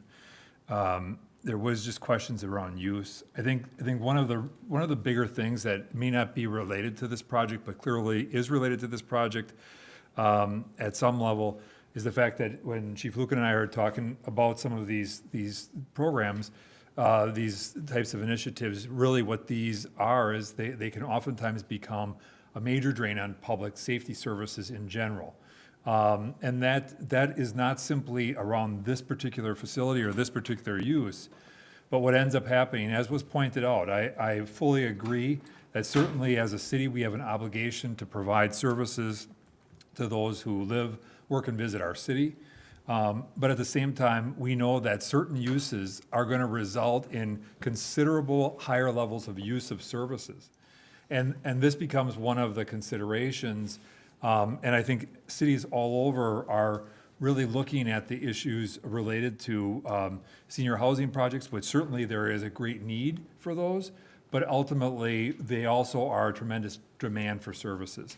And so how as a city do we balance what certainly is worthwhile and really great opportunity for development, and taking what might now be considered perhaps a more blighted property and putting it into some really good use, and yet at the same time looking at the fact that while that is in fact the case, we also know that there is going to be because of the use we can anticipate perhaps an increased demand in services. And I think that's just the balancing act that I think that all cities are going to have to face at some level, because while there's not going to be necessarily a greater tax advantage for the city in having this use, but the demands may be there. So that's simply a consideration. As to what Mr. Jenkins pointed out about the parking stuff, I think there has been agreements between the MIF and numerous businesses, the mall, several of the private retail establishments over there for some parking when they have full events. Now, there's adequate parking. If we look at the total mall lot itself, there would be more than adequate parking to meet the needs of the MIF. So that would be there. This would simply be something that they would have to work out. I don't know if specifically there is an arrangement between Myth and Days Inn specifically.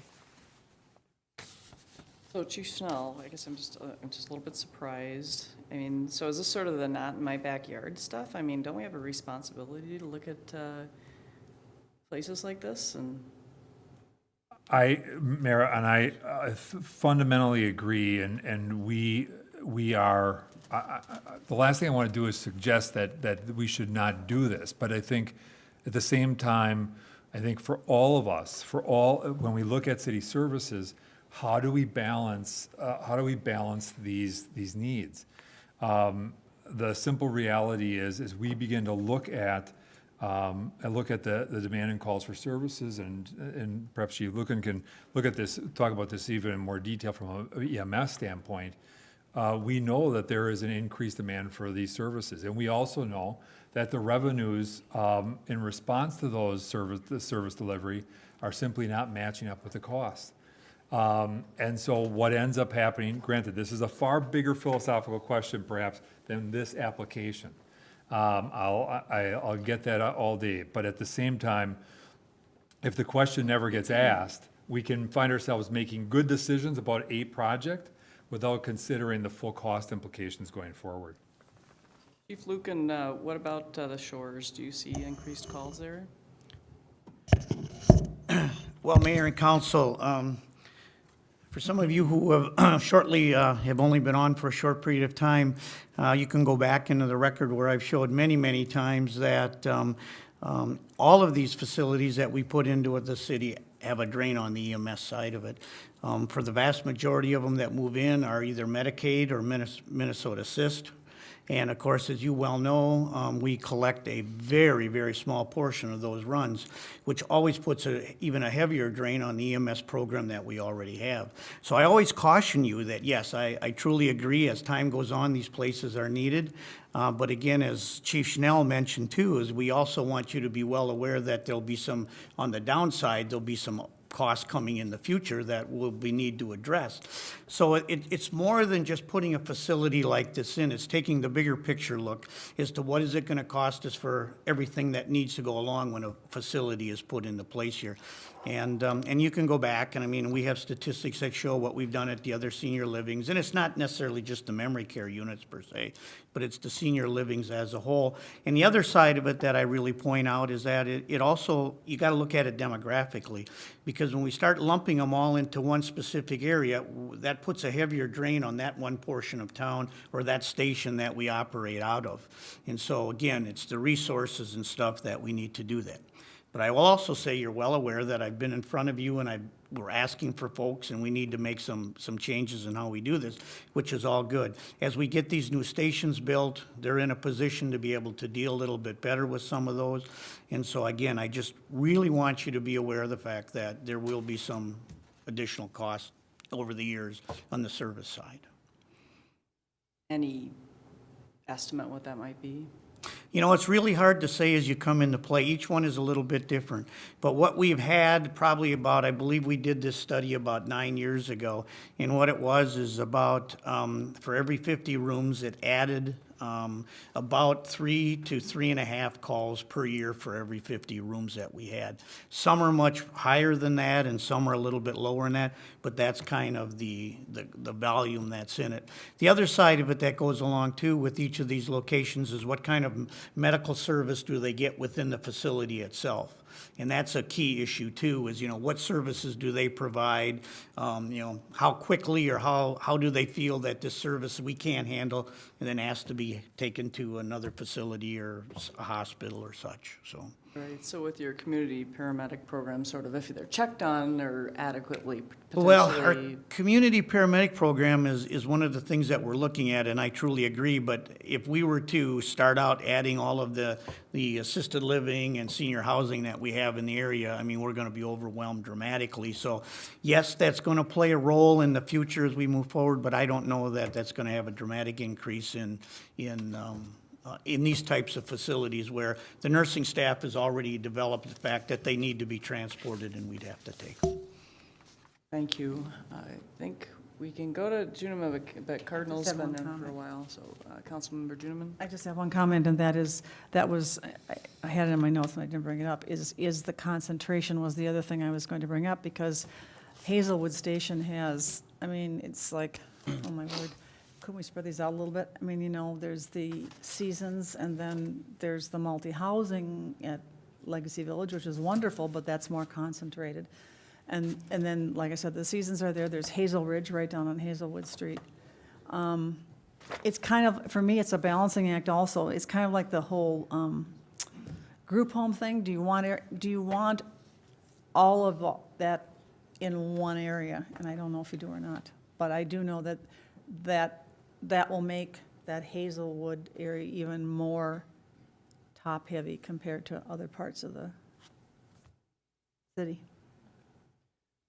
Member Cardinal? Thank you. Thank you, Mayor.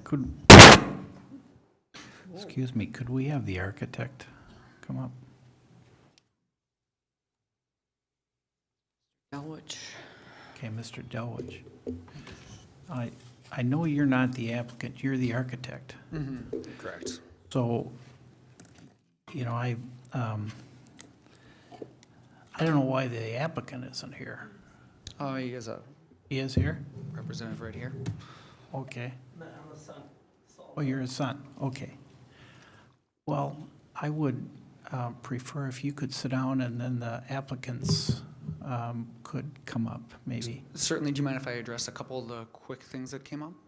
At this point, no. Okay, because we need to keep things moving, so. So, Mr. Miller, right? Saul Miller? Yes. But if you could, Saul Miller from St. Louis Park. So, thank you for being here. Now, I don't want to beat you up here, so you could probably sit down and not even respond to anything I say. That'd be fine with me. I'm happy to answer any questions. I don't have any questions. so you're gonna make comments? I'm just going to make some comments. Okay, thank you. So, thanks.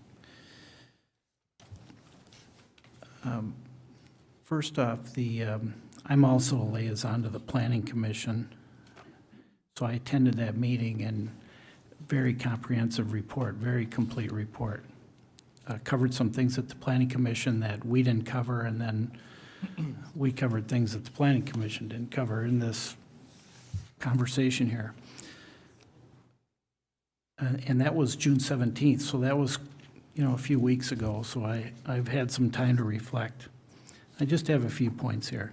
So first off, zoning is a real concern for me here. It's presently business commercial, and that is what the Maplewood Mall is. It's business commercial. And so I'm looking at this, is this an improvement, or is this a way to avoid redevelopment?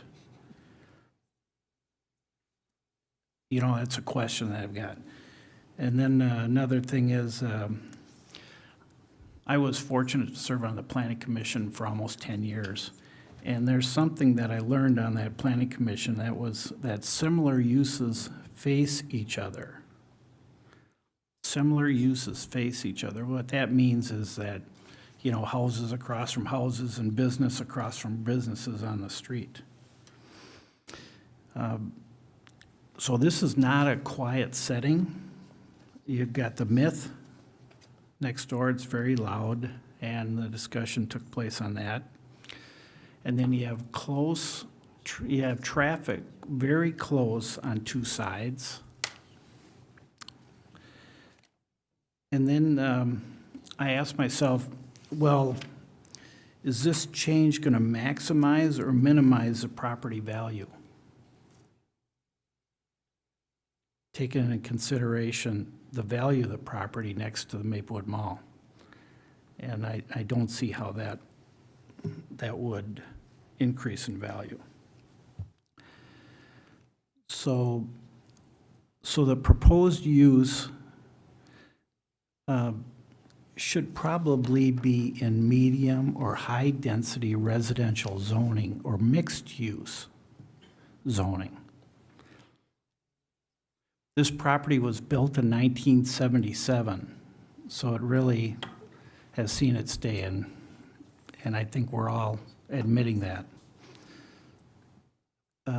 So finally, I'd say this property, it's time for redevelopment and to sell for commercial use to help the city of Maplewood. That's what I'd come to a conclusion on this. And I don't see a natural transition to this proposed use by this property. So I just cannot support the proposed development. Okay, I'm gonna ask Ms. Coleman to comment on a few things. Thank you, Mayor, members of the City Council. I have to be honest and say that when Mr. Miller came to meet with planning staff initially, we had very similar reactions. We thought this is not the best place for this use, and we weren't really very welcoming with that idea. But since that time, we did go and tour the facility that was done down in St. Paul on Wiper Avenue and 94. And they turned that hotel into an assisted living memory care facility, and it was done beautifully. It's a very nice facility. It would be one that I would be happy to put one of my parents in. Very well run, very secure, safe environment. A nice investment and a very comfortable place for people to live. In addition to that, I did talk to Jennifer Lewis at the mall to get their take on the development.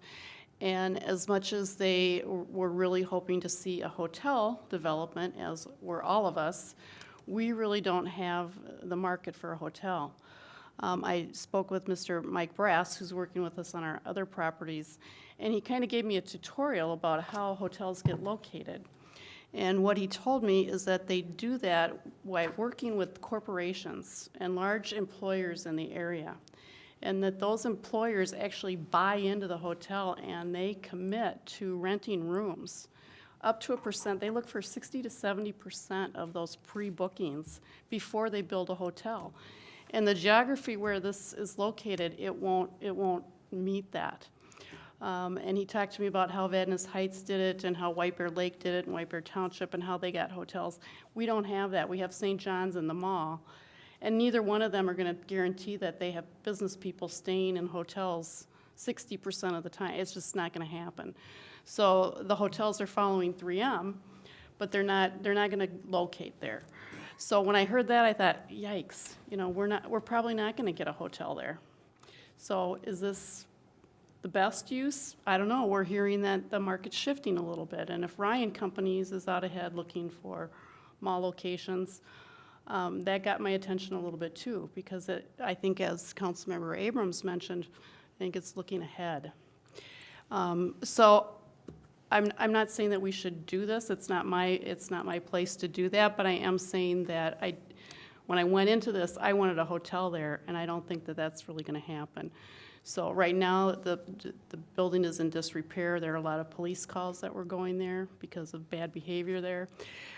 I would just ask you to factor those in. But I did want to let you know that I did talk with the mall, and they really have a no opinion on it. They're not against it or for it. They just were relatively neutral in this specific proposal. Thank you. What I'd like to do here is, Mr. Delwich, I'd like you to come up now and address some specific things that I'm going to suggest, and then we're going to have a vote. And see where we fall on this, or have a discussion and a vote. The specific things I was hoping you could address is the handicap access, the types of questions that Mr. Jenkins talked about, the handicap access and the hallways being wide enough, and because of what they were hotel rooms, and then how you do that, and just the fence issue. We've heard a variety of things on fences. There's going to be a garden that's fenced in. It's a memory sort of garden. But as far as we know, that's just on probably the back or something of it. Yeah, actually the courtyards. So it'll be maybe even a 15 to 20 foot length of fence on the interior of the building. So it would be barely visible from one side for, say, a span of 50 feet or so. I see. Okay, why don't you tell us about the handicap access and the hallway? Sure. Well, we will bring everything up to current accessibility codes. Part of the project and what we had done at the the project in St. Paul on White Bear Avenue is completely remove the bathroom altogether. It's essentially we're taking a hotel room and making it a apartment. And to do that, the bathroom gets completely stripped, completely removed, and it gets refurnished with a, sort of a higher toilet seat to make it easier for residents to sit on. The shower becomes a no-lip shower where you could easily roll a wheelchair in there. So it's just those kind of improvements that are necessary to bring it up to speed from its current hotel with bathtubs, which are absolutely not suitable for this use. So we would do that. If I believe the corridors are at least 5 foot wide, which would allow for 2 wheelchairs to pass. But one other thing we would also take a further look into to make sure that it is up to code and suitable for this use. But our initial investigation, it looked to be very ideal from that standpoint. Okay, thank you. I understand there's one other person that's asked to speak, so you have 3 minutes. If you could state your name and address for the record. Mark Bradley, 2164 Woodland Avenue. I don't want to do any debate on the first part because this is just a little information passing along. On the English project, I had mentioned at that point we were going to have problems with it. I know, I'm just pointing this out, that I had brought this up before to you guys as far as the same with the hotel here. And I'm trying to make the point that some of the issues, you have to start taking a look at them and address them for what they are. So let's go with what we have here with this thing here. And that's what I was trying to make the point, is that these are not things that are happening in a vacuum. They have been brought up by me for the last 4 years on this building here that we should be looking at it. Well, number one, it is not, it's a slippery slope when you start changing stuff. You were the guys who were talking about it with the last people that walked out of here, that we actually felt they really had a chance there when they were going with the surplus site. Now I'm pointing out the same thing here. This is the other way around. It's a slippery slope where we don't have any other sites that are this close to the shopping centers. If the shopping center, and you said yourself that they would rather have a hotel here. And if they can't, I kind of agree with Bob. Maybe what we should be doing is putting an apartment complex in here, because it makes a lot more sense than putting something like this in.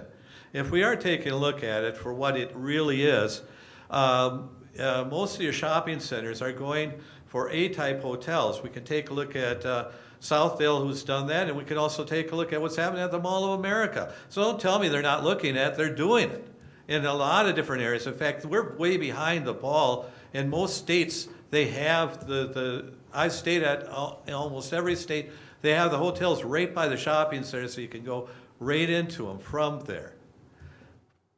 If we're behind the times, that's fine, but if we're looking at, we should be looking at bringing business, we should be looking at the tax base, and if this is going to be a positive thing that's going to have a return to our tax base, then maybe we can go ahead with it. But if this is supposed to be just supplying warehousing for people at the cheapest price, let's not put it someplace by the mall, because it's ridiculous. And it's asinine to even mention it at this point. Because the fact is, we're trying to make sure that this city survives and grows. Now, the growth is going to happen if we get the right balance here. As has been mentioned, the Myth and the Rock really do bring in a business. Even though it's not the type that maybe Paul would appreciate, it is businesses here that is a tax-paying business that is guaranteeing that our city does stand out. We would love to see more things coming in here.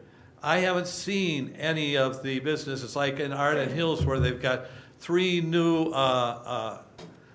medical products businesses going in the last year and a half. We didn't do that. Okay. We're still stuck with only 2 options. 3 minutes, if you can wrap up. We only have 2 options, 3M and Maplewood Mall. We better protect what we got, and we better start getting something else in here to protect our tax base. Councilmember Juniman. Sorry. It's hard to move something this along when you've got so much up in the air, but I just wanted to respond to Mr. Jenkins from the fence thing, because I think the fence is an issue to me if we are going to allow for this. And having had good friends who were incarcerated, if you will, at the Ramsey County home, their families liked the fence because there were so many places you could take people outside and there was no quick escape. So it was actually a plus to the family members who had someone living there. And that's the reason I brought it up. I'm not trying to, I don't want a 10-foot fence with barbed wire on the top. I don't think these people are going to invade the neighborhood. That's not my concern. It was more because of the way it's located. I just think it's kind of dangerous to leave it totally unfenced all the way around. I just do, even though they have their garden fences and they have their security promises and all that. I guess I have the disadvantage of having done what I call nursing home circuit for 15 years with different family members. That part does bother me. And the other thing is the piece about the ring road, which, as Michael pointed out, we don't have jurisdiction, but we could do some negotiating. So I don't know if the rest of you think that there's any pieces like that that are important enough to you that you would like to see more detail about how we could work that out before we vote it up or down or not, but that would be one of the things I would bring forth is those are two issues that are pretty big to me. And I would like to see something different there, but I kind of agree. If it was going to happen, it might have happened by now. I am hesitant to put another senior residence in that particular quadrant of the city. But I also can't say totally no, but I do have a hang up about the fence piece, for one thing. And I just don't know if anybody else has anything significant enough that we would like them to be able to answer before we vote it up or down or not, because then there is the option to ask for an extension if we think there's anything to be gained by discussing it. Councilmember Copeland? That was going to be my next question. Can this be tabled to the next meeting till we research it some more? Interim City Manager Coleman, he gives us some options. We do have the 60-day rule or 60-day law that would come into effect, so we have to make sure that we would comply with that if we extended it or tabled it to the next meeting. And I guess it would be helpful if we had some parameters for some of the issues that you would like to have us flesh out a little further or in more detail, such as fencing or other issues. I would also just point out that this is zoned business commercial, and housing is allowed in the business commercial district with the conditional use permit. That said, I also think that there's some merit to some of the discussion we've had tonight about looking at our business commercial and maybe not allowing multiple family residential in our business commercial. So there's some other things that we can consider here in our discussion. We can table it. I guess I'd like to have Tom or Alan look at the application date and see if it's in there. Then we would have to get the applicant's agreement to extend. Mayor and Council, I'll just say that Tom's report at the end does say that you need to take action by, I believe it's August 2nd. So you'd have one more meeting that you could actually take action on, and then if that wasn't enough time for discussion, the applicant could be asked for an extension of time, which, of course, if you're still considering it, most applicants are smart enough to say, yes, take all the time you want. But at that point, you would have to ask permission, but you will have one more full meeting before the deadline. So is there a motion? I'll make a motion to table the next meeting. Okay, there's been a motion by Councilmember Copeland to table the matter until the next meeting, and seconded by Councilmember Juniman. Is there any discussion? Councilmember Juniman? Either now or I don't know if it's more appropriate before or after we vote. We do have to list the reasons or the things we want staff to be and our applicant to be looking at. Yeah, once you take the vote. Do the vote? All right, so we can vote first then. Okay. Okay. Okay. All those in favor say aye. Aye. All those opposed say nay. I don't think everybody voted, but ayes. There are more ayes than nays, so it passes to be tabled. And then let's open it up for comments for what we would like staff to do. Councilmember June. Oh, well, number one, I really do want to look into the fence issue. And the applicant is welcome to, bring forth why it wouldn't be necessary, but I have enough feelings about it, and because of that location, I do think it's something that should be considered and see if it's realistic or not. I also think that, we've heard, I've been here too long, I guess I've heard too many stories. But everybody says we'll have plenty of staffing and don't worry, there'll be security and all that, and I guess I would like a little more specific.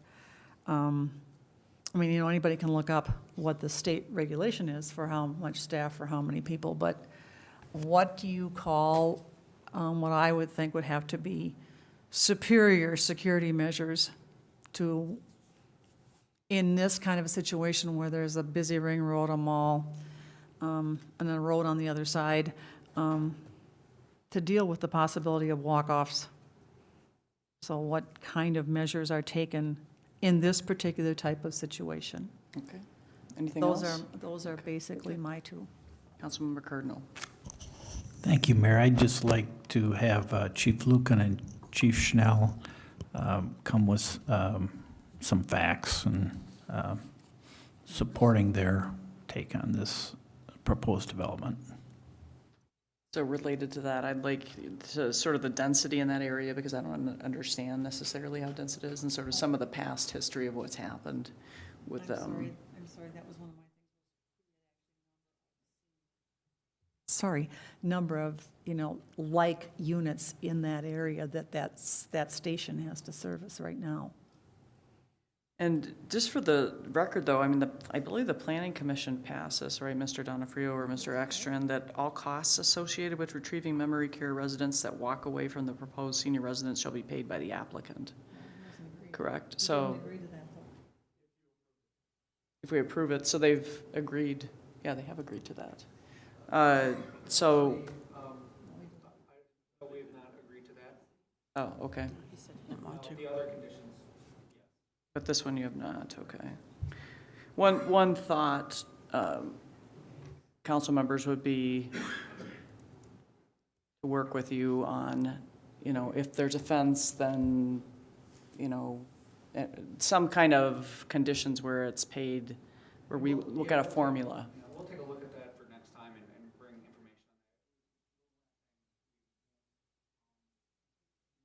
on that. Yeah, we need to come to the podium if he's going to keep talking. Okay, so that needs to be explored, is that particular piece, and the payments and how that's going to work. Councilmember Abrams? Thank you. I'd like some information from Public Works about how people are safely going to move from that property. I'd like a little more concrete specifications about that, because it is so isolated, and that's a piece that's kind of hanging out there. I liked interim city manager Coleman's report on the facility that you have down on White Bear Avenue, and what that has brought to the community. I certainly don't want to discourage you. This is a new use. It wasn't necessarily our first desirous use of this property. And I think what we're trying to do is make sure that we make the right decisions. And I think we need some additional information, because after the Design Review Commission, that was one question that I had, is I wonder what Public Works will come up with in terms of how do you move people from that property, for instance, if they wanted to go to the mall or they wanted to go across the street and they wanted to go to the library. How would all of that work over there? I think that would be some good information. So it's really about collecting more information. It's not because, we're trying to discourage you. We just want to make the right decision. And we all certainly know what kind of blight we have over there, and we want to do something that will enhance that. So thank you for your presentation, and I appreciate how responsive you've been to the questions that we've had so far. And I was serious about a circular, that the Shores, I drive by there all the time, does have a little bus, I'm sure they're taking them to places, and I know the mall is right there, but it's in the winter, that's a long walk, and, with ice and all that kind of stuff. So if there was something like that, Is there anything else? I'm trying to think. I think that's most of the concerns, and I think what will happen, that you will schedule a meeting as staff and That's it'll be brought up at the next meeting? correct. Okay. All right, so that matter is tabled, which brings us to, and thank you, the third item of business, which is approval of the Maycloth Addition Preliminary Plat and Final Plat, Hazelwood Street and County Road D. Senior Planner Tom Ekstrom, can you give us the staff report? Thank you, Mayor. Yes, this item went to the Planning Commission at the recent meeting to consider the preliminary plat and final plat for city-owned property at County Road D and Hazelwood. Let me show the location here.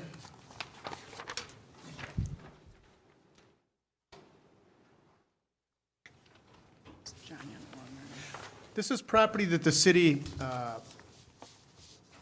owns.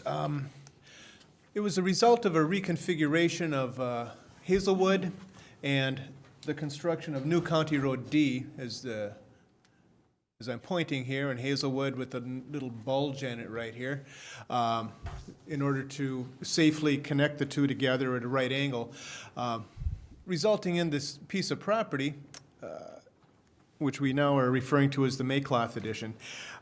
It's simply a matter of giving a lot and block number to this piece of property so the city can sell it.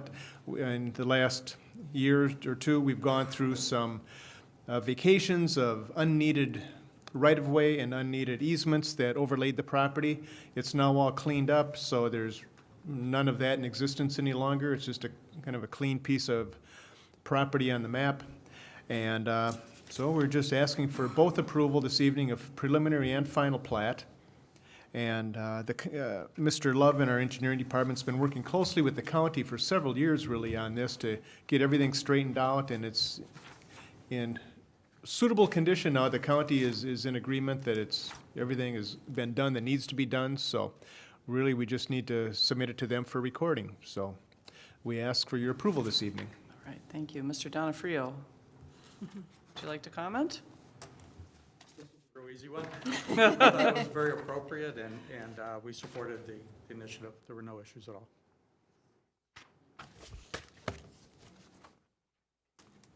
Is there anybody that would like to address the council? Okay, no? Okay, Councilmember Juniman? I have a trivia question. Oh, here we go.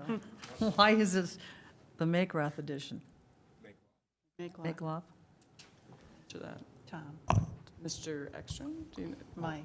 Yep, Michael. Mayor and Mr. council, Thompson. this was, so we've been working on this for about 3 years. It was part of the acquisition for the County Road D project. Yes. And I think that's what happens when you get a planner, an engineer, and an attorney sitting around a table. You get a name that means. There's yeah. no It reason. was kind of like Tireview Estates. We were just trying to one-up that, so. I see. I thought it was going to be a joke, the planner, the engineer, and the. Kind of like the rabbi, the priest, and the, Right, yeah. they went in the room and this is what Okay, I was just like, happened. told you it was a trivia question. Okay. Of course not. Okay, I move approval of the Maycloth Edition preliminary plat and final plat, Hazelwood Street and County Road D. Is there a second? Okay, Marv, second. There's been a motion to approve the Maycloth Addition preliminary plat and final plat Hazelwood Street and County Road D by Councilmember Juniman. It's been seconded by Councilmember Copen. Is there any more discussion? All those in favor say aye. Aye. Aye. Ayes all, passes. And the fourth item, so thank you. I don't know if they're here.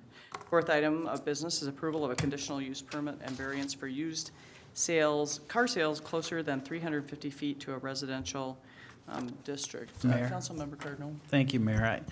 I've got a little conflict with this, with this application. I'm involved and I have to say that I have a conflict and I can't participate in this vote. So you're recusing yourself? Yes. Okay, thank you. Senior Planner Ekstrom, can you give us your staff report? Yes, thank you, Mayor. Mr. Chuck Whitaker of Whitaker Buick and GMC Company is proposing to lease space in the building here shown on our overhead. It's located at the northwest corner of Highway 36 and 61, just west of the old Ethan Allen, which is now South Metro Human Services. To sell used vehicles in a light manufacturing district such as this, he would need a conditional use permit. So that's what he's asking for this evening. And also, our code does say, though, that conditional use permits for used car sales can be granted, but they must be 350 feet from a residential district.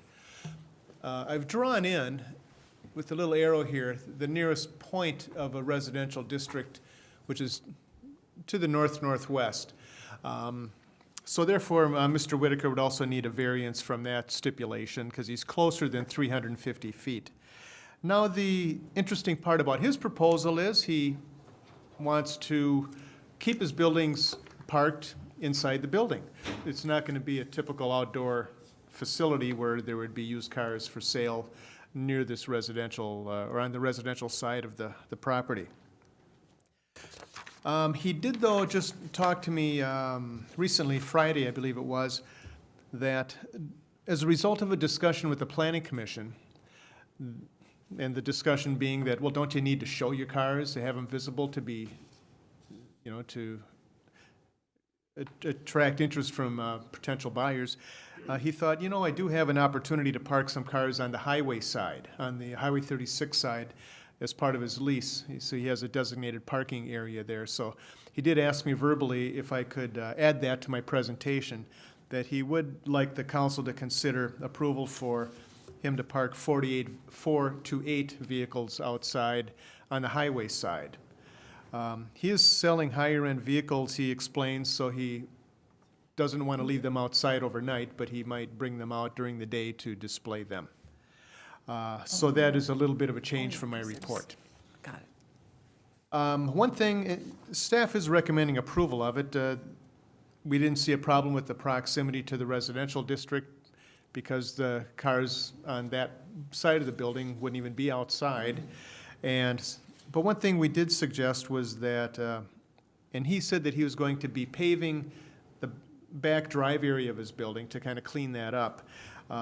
And in my report, I suggested that maybe the owner should do the same with the adjacent Hirschfield space. It is an older building. There's probably many things that could be done to the building to help clean it up. But just in an attempt to try to clean up that spot of the property, my recommendation was also that the Hirschfield's drive on the north side also be paved as well. I don't know if the owner is supportive of that, of the building, but that was our recommendation.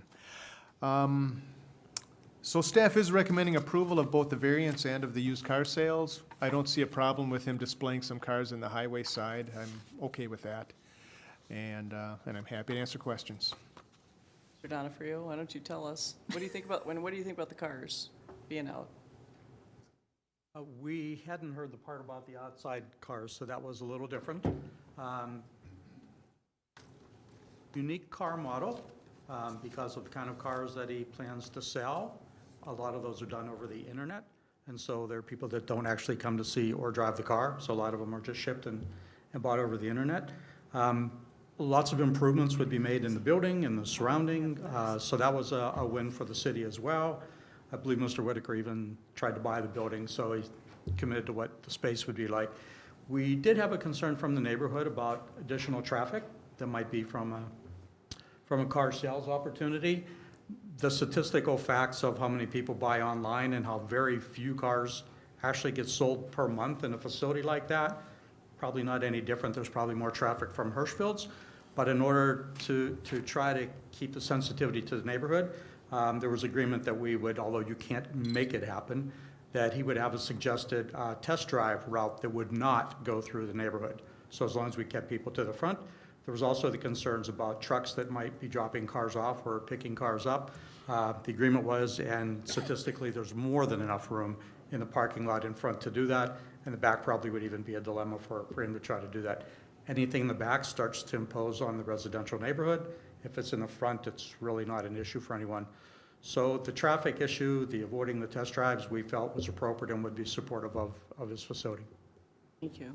Mr. Whitaker, you gonna tell us now what kind of car is this that people order over the internet and they don't, Test drive. yeah. My name is Charles Whitaker. I live in White Bear Lake. And this is a new phase of automobiles, and it's really brought on by the internet. The internet is, you can buy anything on the internet.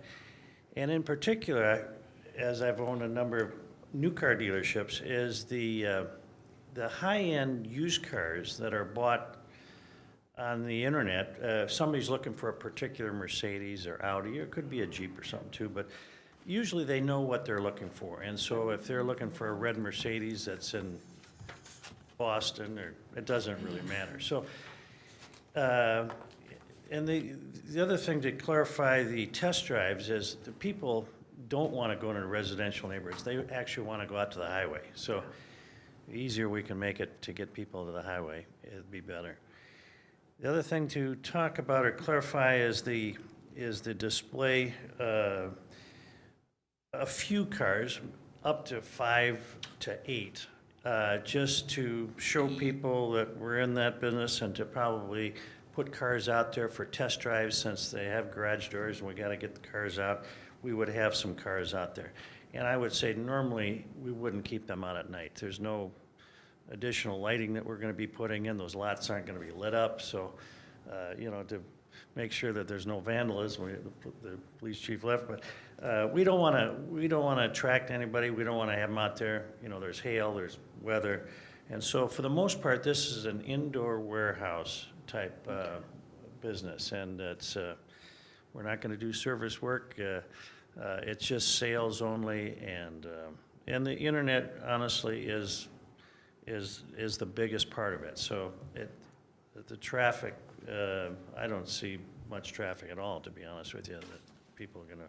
So people call you up and they say, I want a red convertible from this year or whatever this make, and then you Right. find it and then get it to your place and then they come pick it up? Right, Or something like we that. can do that, or if we had, let's say, a red 2012 Mercedes or BMW convertible, and that's what you were looking for, you do all of this over the internet. So we don't do any advertising in the newspaper, we don't do any advertising on TV or anything like that.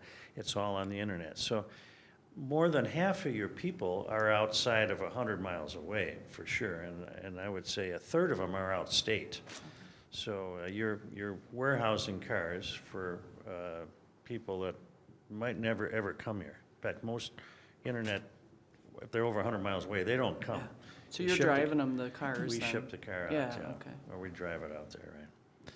So it's a new concept, but, the sales is gonna be indoors, the storage is indoors, and we wanted just to have a few cars for, let people know that's the business that we're in, and for test drives, so. Good. Are there any questions? Councilmember Juniman? Is there any conflict from the owner of the building and the other use of the building of you having your cars out in front? And one of the things, no, absolutely not. So he wouldn't obviously want me there if he thought it was going to be Yeah. conflicting. And I would just tell you too that because it's a high end, and there's 2 other locations like this in Minneapolis. One of them is in St. Louis Park on Highway 100 and 55, and the other one's in Eden Prairie. And this would be, the one that's on this side of town. So we would be serving if people wanted such a car. This is where we could take care of their needs. But By the way, I like my Buick that I bought from you, but I'm really mad that you moved to Forest Lake. we didn't go away entirely. We just moved a little. Oh, yeah, right. Thank you for answering my question. Okay. Any other questions? Okay, is there a motion?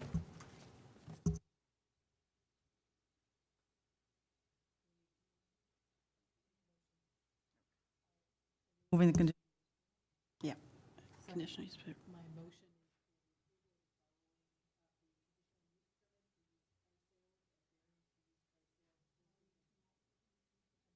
Oh, my question, oh, yeah, I wrote this down in my notes.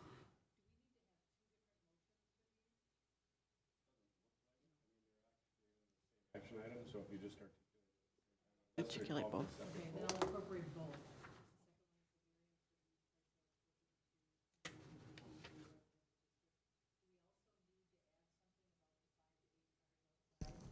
That isn't anywhere in here? Mayor and council, because it's a sort of an issue of first impression, I would discuss that and set a number. You know, defining the situation is, you know, kind of the ultimate power that you have. You know, if they make the qualifications, you have to issue the permit, but, I mean, that would be a condition of the permit, so kick Second, by around the what you way. want. I already seconded it. Okay, it's been moved and seconded. Is there a discussion? So I think we're in the discussion part, which I think, I'm not sure I understand what you're saying, Mr. Canrude. Mayor, it sounds like what's been moved and seconded or sort of amended to the original motion was that the CUP was going to be approved as written with the minor amendment of a limitation of up to only 7 cars displayed outside the facility during the daytime. Friendly amendment, okay, Yes. incorporated, okay, the amendment is incorporated. Motion by Councilmember Abrams, seconded by Councilmember Juniman. All those in favor say aye. Aye. Passes, ayes all, thank you, congratulations. The 4-0. The 4-0, yes. One abstention, or, Yes. the fifth item of business is the approval of Terra General Contracting as construction manager for the East Metro Public Safety Training Center. Michael Thompson, do you have a report for us on that?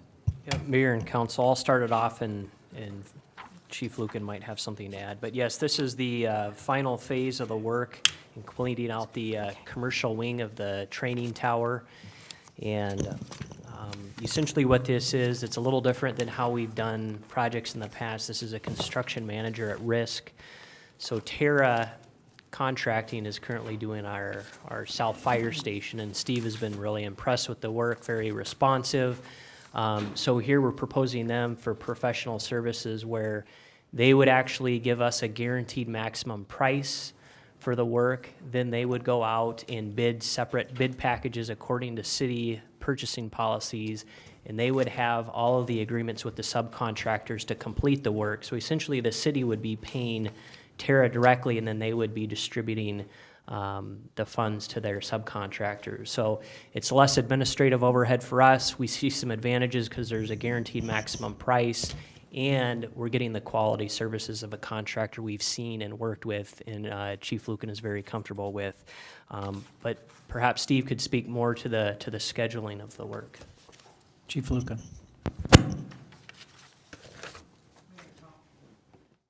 Mayor and Council, yeah, we are very excited to try this this way. Tara has done an outstanding so far for us at the fire station. We're ahead of schedule, and they're very receptive and open to change. And we're going to see some economies to scale. If we go with Tara, the soup on the job will be shared between the two of them, so there'll be some cost savings involved in that for us. And the overall schedule is that if we get this approved tonight, we'll start the bidding process. We've met with them already. We showed them our plans, and we'll continue to move forward. And we're hoping to have that last portion of the East Metro Training Center facility finished by late fall. One other thing I'd just like to point out, if I get an opportunity here real quick, and that is that we actually were using the facility today. We had our final training on all the props and how they operated. We had individuals from Oakdale, North St. Paul, Lake Elmo, St. Paul were there to do the training with us, and everyone was very impressed, and this is going to be an outstanding training facility as we move forward. Right. Let's see, who's next? Councilmember Copen, or Councilmember Juniman? I just wanted to point out that under budget impact, it says at this point that this project is still anticipated to be within budget. This is a good thing to be this far along and be able to say that. Member Copen? I guess my question would be, is the construction manager, are they going to be the ones in charge of making sure that all the subcontractors are using prevailing wage? That is correct. And they know they have to do that as a city entity. How do they keep track of that? They actually, each subcontractor, as they do now, even for what Terra has when we bid them out as our contractor, They have to submit wage things I believe it's every 30 days, some kind of a scheduling of what was paid and what was turned in. So that's how they determine that they're meeting fair minimum wage. Councilmember Copen, you probably maybe have heard, as have I, that there are places that are wondering about if we're paying prevailing wages at a couple of places, or if that's happening, including the East Metro Training Fire Facility, and interim city manager Melinda Coleman and I have been those discussions, but can you just go over that process? Thank you, Mayor, members of the City Council. We have had requests, I believe, with every city project that I've been involved in. Yep. And it's kind of standard procedure. In this particular latest request, Michael Thompson has provided those documents. They were provided today, and it does take some work because we have to get payroll records from the subcontractors, but we do get those. It's part of their reporting requirements. And it's also, I think, as Lucan said, each of our contracts, they agree to do that. So it'd be a contractual infraction if they did not meet prevailing wage, which then we'd have legal standing to make that correction. So we're in good shape. This is a standard kind of question we get with all city projects, and we're happy to provide that documentation. It's a public data request, and Karen coordinates that with the proper department head to give them those records. So tangential, we've also been asked that question about the 3M fire station police substation, and paperwork has been filled out on that? Yes, it has. Oh, we always do. Okay, just checking. That's good, because I have heard those concerns too, Councilmember Copen. Councilmember Abrams. Oh, okay. Okay, sorry. Councilmember Cardinal. Thank you, Mayor. I'd like to ask Chief Lucan if, in this request, if you could get a letter from Terra General Contractors asking to be the contract manager. I don't know how they want to phrase it, but accepting or willing to be the construction manager for the project. Oh, it is in there? I looked for it. Can you tell me where that is? Pardon me? J5. Do you have a page number handy? 241, it starts Okay. Oh, so that whole thing is there? between us and Terra. Oh, okay. Okay, that's all I have. Alan's reviewed it. Okay, okay. I move approval of Terra General Contracting as construction manager for the East Metro Public Safety Training Center. Councilmember Juniman moves approval of the Terra General Contracting as construction manager, East Metro Public Safety Training Center, seconded by Councilmember Abrams. Any more discussion? All those in favor say aye. Aye. Ayes all, passes. Okay, we are through that part of the agenda. The award of bids are none, and next is visitor presentations. Ms. Guilfoyle.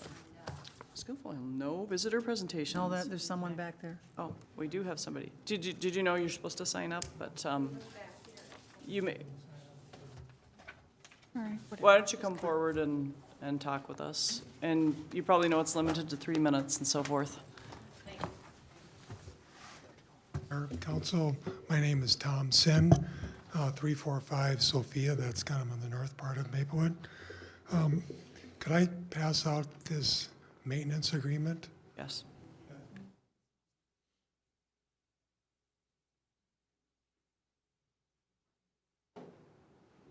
I represent the Woodlands of Maplewood homeowners, and this maintenance agreement that is being distributed is something that the city and the developer of our townhouse signed in December of 2010. We're at a point right now where we are transitioning potentially at the end of this week to being the association, right, for the association that we become. Right now, there's an association that's made up of the developer. So my question is, we've had some initial meetings with some of the city staff about this maintenance agreement, and we're not able to determine if all of the obligations associated with that have been met. So we're at a point where we really need to make sure that this agreement is the obligations and responsibilities are lived up to, and we don't know that right now. So the reason for being here is we just want to make sure that this turns out to be a good development for us and for the city. Okay. What I'd like to do is, at this point, so this is not really a interactive discussion, so we listen to you and then we're going to comment. So if you want to take a seat, we're going to have a discussion now. Sure. Okay. Thank you. Thank you. Thank you, Mayor, members of the council. Thank you for bringing this to staff's attention. We appreciate that. This development is a little unusual in that we approved the subdivision back in 2005.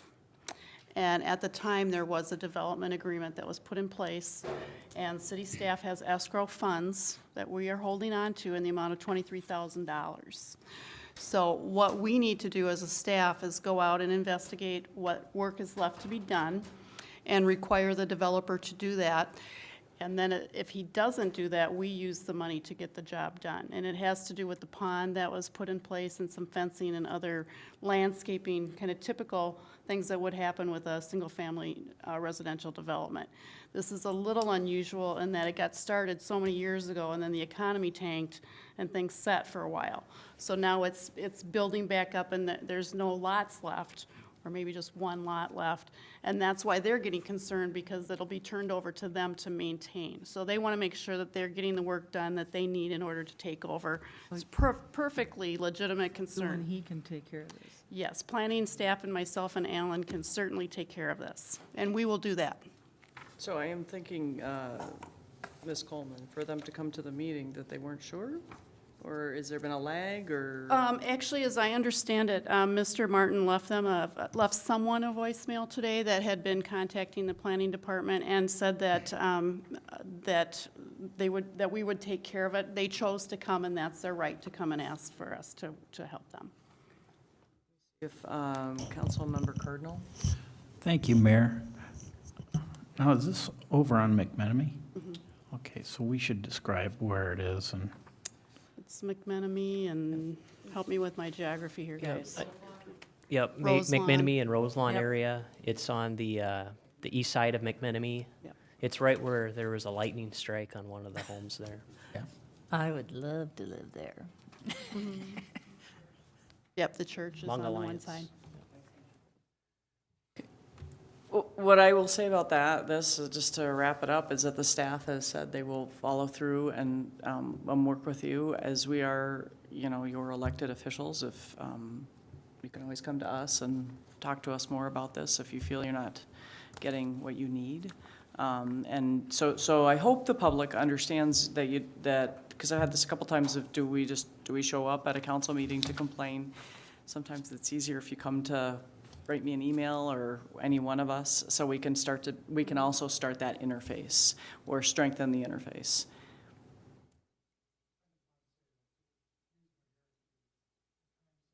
Mm-hmm.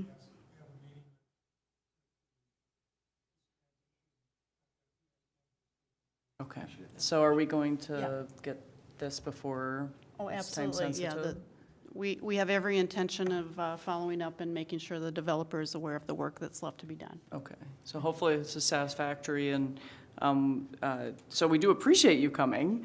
It's just that also it's something that, what I found at least, and we had a presentation on this tonight, is when we get complaints, and we do get, it's a big city, so we get a lot of complaints. That's part of what we do up here, but we hand those off to the city staff, and I think they've been very responsive and done a good job with that. So thank you for coming. This should be in the works, and if not, let us know. Okay, thank you. Any other visitor presentations, Ms. Guilfoyle? No? Okay. So we are done with that part of the agenda. And then we are down to administrative presentations. So council calendar update, interim city manager Coleman. Thank you, Mayor, members of the council. I just wanted to give you a snapshot of what we are looking at for our next workshop on July 28th. Planning staff will be giving you an update on economic development activities and staffing that we're considering and the things that we've been doing the last quarter. We're also going to just do an overview of recreational fire ordinances, our review of our ordinance and what other communities are doing. And Chief Schnell is going to give a little discussion on public safety closest car concept and talk about disposition of city firearms. We also are hoping to have a preliminary budget discussion with you on August 11th. And I just wanted to kind of give you a heads up that with the city manager search process and with the budget coming up, it's highly likely that we will be utilizing that first Monday of the month. We haven't typically been having many workshops on that first Monday, but I think the workload is going to start demanding that. So you might start plugging that into your calendars to free up your time for that meeting, because we have a lot of work to do this summer. August 4th would be the first Monday. 5 o'clock? Yeah, we'll see how that goes and what we're doing, and I'll be in touch with you about that, and looking forward a little bit with you on that issue. Sometimes, I know with people with work and everything, sometimes 6 can be Better, easier. especially if it's that first Monday. Yeah, okay, thank you, that's all I have. Thank you. And let's see, update on Light It Up Maplewood, July 4th event. Ms. Guilfoyle? Thank you, Mayor, members of the council. You did mention this at the beginning of the meeting, Mayor, but I just wanted to further say that every year, we just seem to be, growing in numbers and success. We contacted this year every one of our vendors, and they all were just thrilled with the number of people that we had. They all had lines. Some of them even ran out of food and ran out of ice, and so we just had a really super great turnout. I'd be remiss to say, when you thanked me for the organization, it takes a village to do this. It's not every single department is somewhat involved. I wanted to give a real big good thanks to Chief Schnell and Chief Lucan. Chief Lucan had to actually be out there at 2 o'clock in the morning to get the generator and pull it into safety. So that was a great sacrifice on his part, because he does need his beauty sleep. So, and then Chief Schnell this year just gave us a tremendous amount of resources from public safety. We didn't have too many issues with the cooler situation. I think that's starting to get out there a little bit, so people are understanding that a little bit more. My staff does a tremendous amount of work organizing the vendors and getting that ready. Public Works, the street department, those guys, the parks department, just constantly are, I'm calling them, and I had to call. We had some power issues that we learned a good lesson this year. But we had to call out a couple people on July 4th, and I'll tell you, just very responsive. We're very, very lucky with our, I hate to say rank and file, because to me, sometimes when we say that, it diminishes the importance. And my feeling is that the person that's at that reception desk all the way up to the city manager are what make the city work. So just want to say big kudos to everybody that helped. And we'll be giving you a budget report on where we ended up, but we should be in real good shape. Job. It does take a great leader, so thank you Well, for thank you very much. pulling it together. Yeah, and to everyone. I thought it was a fantastic event. All right, council presentations. So first one was Councilmember Juniman, number 1 and 2. Yes, update on the manager search. Councilmember Cardinal and I met with Mr. Bethel last week, and took the responses from those of us who responded. And Mr. Bethel had worked up a kind of a draft posting, and he had also had, Ms. Rameau had pulled probably 30 different manager job descriptions from other suburbs and cities, either that had done it in the last couple of years or who had updated theirs, so we had something to look at and play off of and pull from. And so we had quite a good discussion. It went over an hour, and he's going to get back to us by the end of this week with kind of pulling everything we had to say together, and then everybody's input, and he's going to redo his draft posting, and then we'll move from there, discussing it and moving it along. I'm going to ask you a question. Is there any thought to, before they sort of had a facilitator do some of what the council member wanted and what the council members wanted, and the overall sort of vision for the city? Has that come up at all? No, or not anything yet. like that? I think, if anything, that would come up after this, or at this next meeting. But we did I kind of went out there ahead of the cart a little, but we talked about where we thought we might need outside input or outside evaluators or whatever. So Mr. Bethel's already thinking in those. Look at that, okay, great, Yep, so that's where we are. good. And the, is yours National Night Out? Yeah, National Night Out, a reminder, it is Tuesday, August 5th, and it's an ideal time to get to know your neighbors. It's kind of sad in a way that people don't think of themselves as a neighborhood more than one night a year, but it's better than nothing. So please try and get to know your neighbors between now and then, and maybe you could get together and team up and volunteer to host, and just to get to know each other. And I have to say that after years of being the Crime Watch captain, my hair wasn't gray when I started, if that's any hint, that people do look forward to this, to getting together and refreshing who lives where, and just to know that looking out for each other. And this is an old phrase, but it's true. You have to be your own eyes and ears for the police department. We can't have a cop on every corner. And sometimes the best way to keep your neighborhood safe is to be watching it yourself. And then you get the code things called in when necessary, and the more serious things go to the police department, and your neighborhood is a safer place to be. So Tuesday, August 5th. Good. Thank you. And next we have, I think, let's see, the Cable Commission, I think it was Councilmember Abrams. Thank you.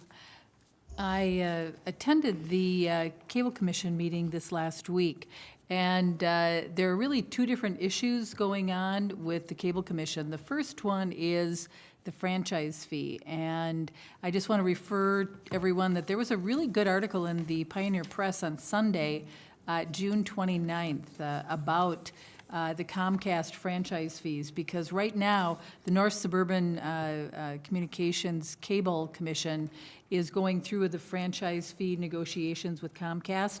And according to I went to a hearing on that earlier this spring, and I saw then that things weren't going very well. And the St. Paul Pioneer Press indicated that it appears that the parties may have to wind up going to a judge to try to help settle their differences. I think the relevance to us in our cable commission is that we probably can anticipate that we're going to have similar difficult negotiations with Comcast.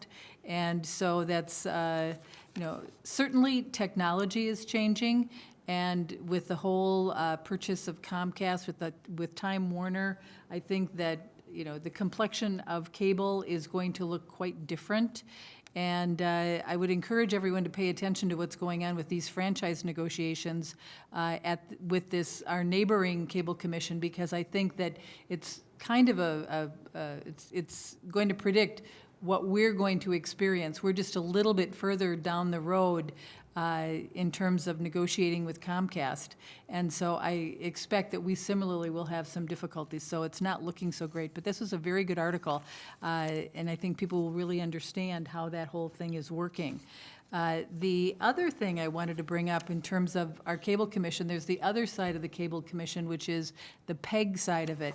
And I had met with Melinda and Michael Folds, and then we met with Executive Director, or Cable Commission Executive Director Tim Finnerty, to talk about some issues that Maplewood wanted the Cable Commission to address.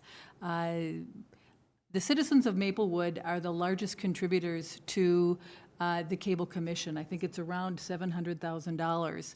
And in looking at our position in the Cable Commission, what value are we getting from that? And is it representative of our contribution to the Cable Commission?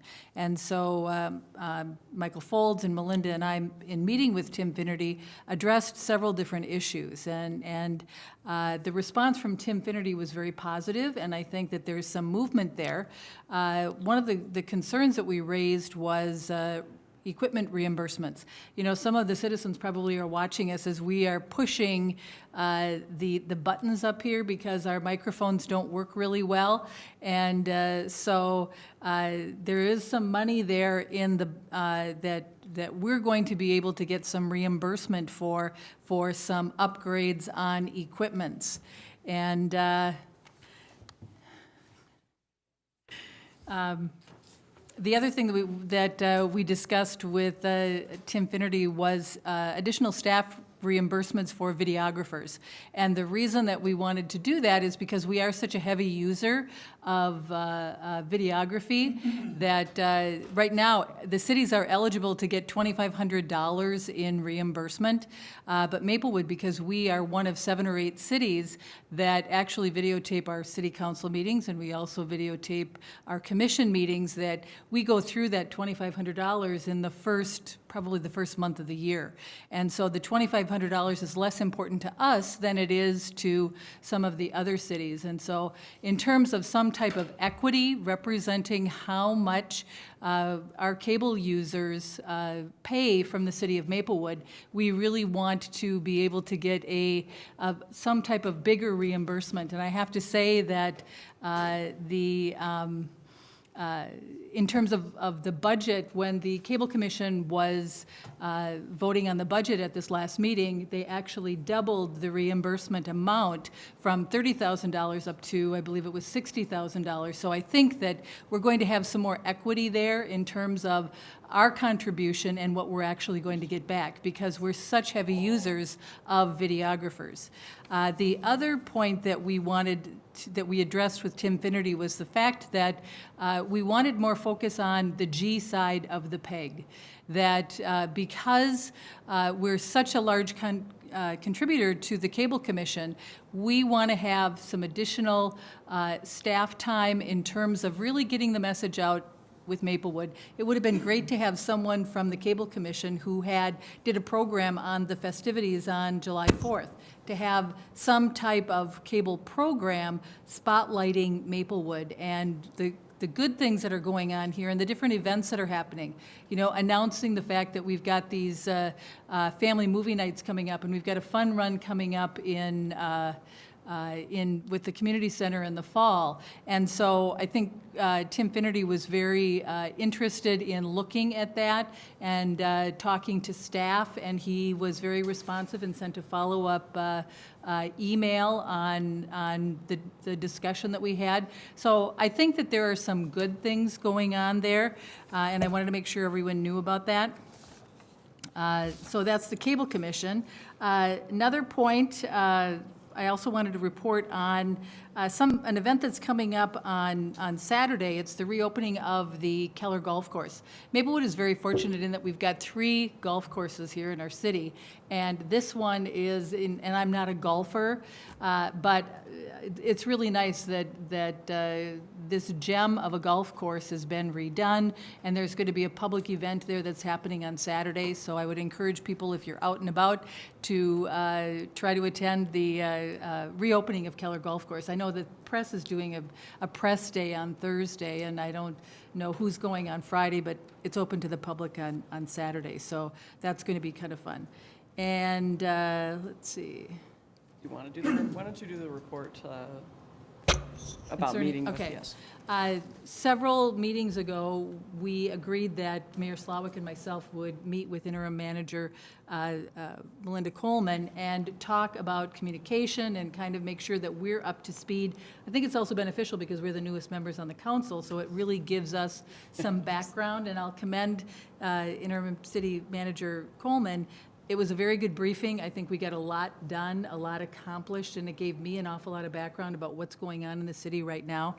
We talked about a variety of issues about, recycling. We talked about dangerous dogs, the bond rating call. We were focused in on that. Significant meetings. We talked about this cable meeting that we all had.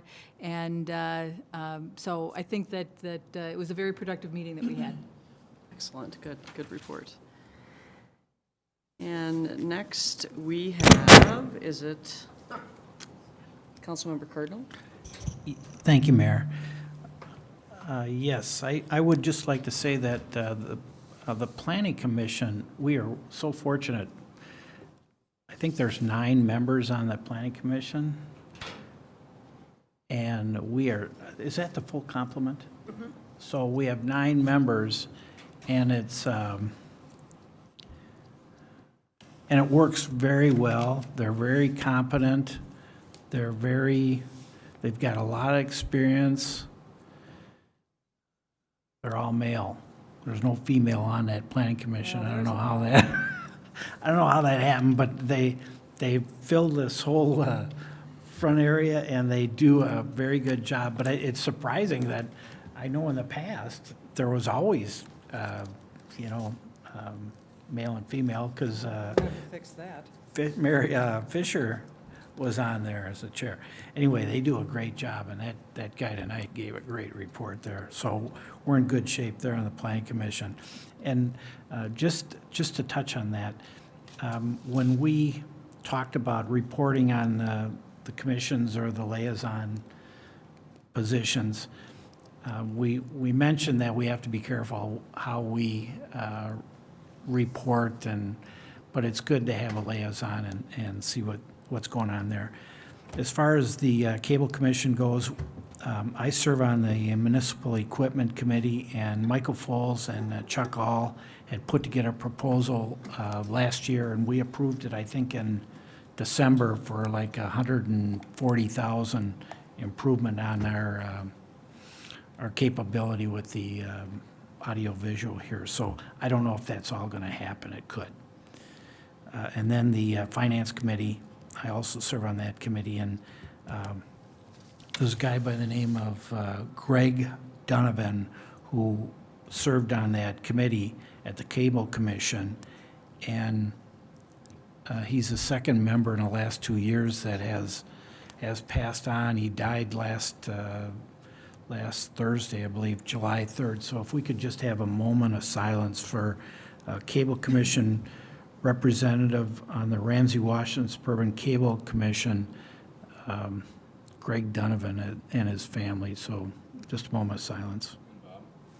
Yes. I wouldn't normally chime in here except to say that I've worked with Greg. He was a resident of Birchwood. Yes. As most of you know, I'm the city attorney for Birchwood. He was on our council. Yes. Currently. Yes. And so, yeah, we noted his passing. He was also on the White Bear Lake Conservation District as a director for many years. Yes. And I will say that I've known him for at least that long, and he was a passionate advocate for the government, as Mary Lee would say, the G side of the peg. So he was there always fighting for the government side. Thank you, Alan. That's good. So moment of silence, please.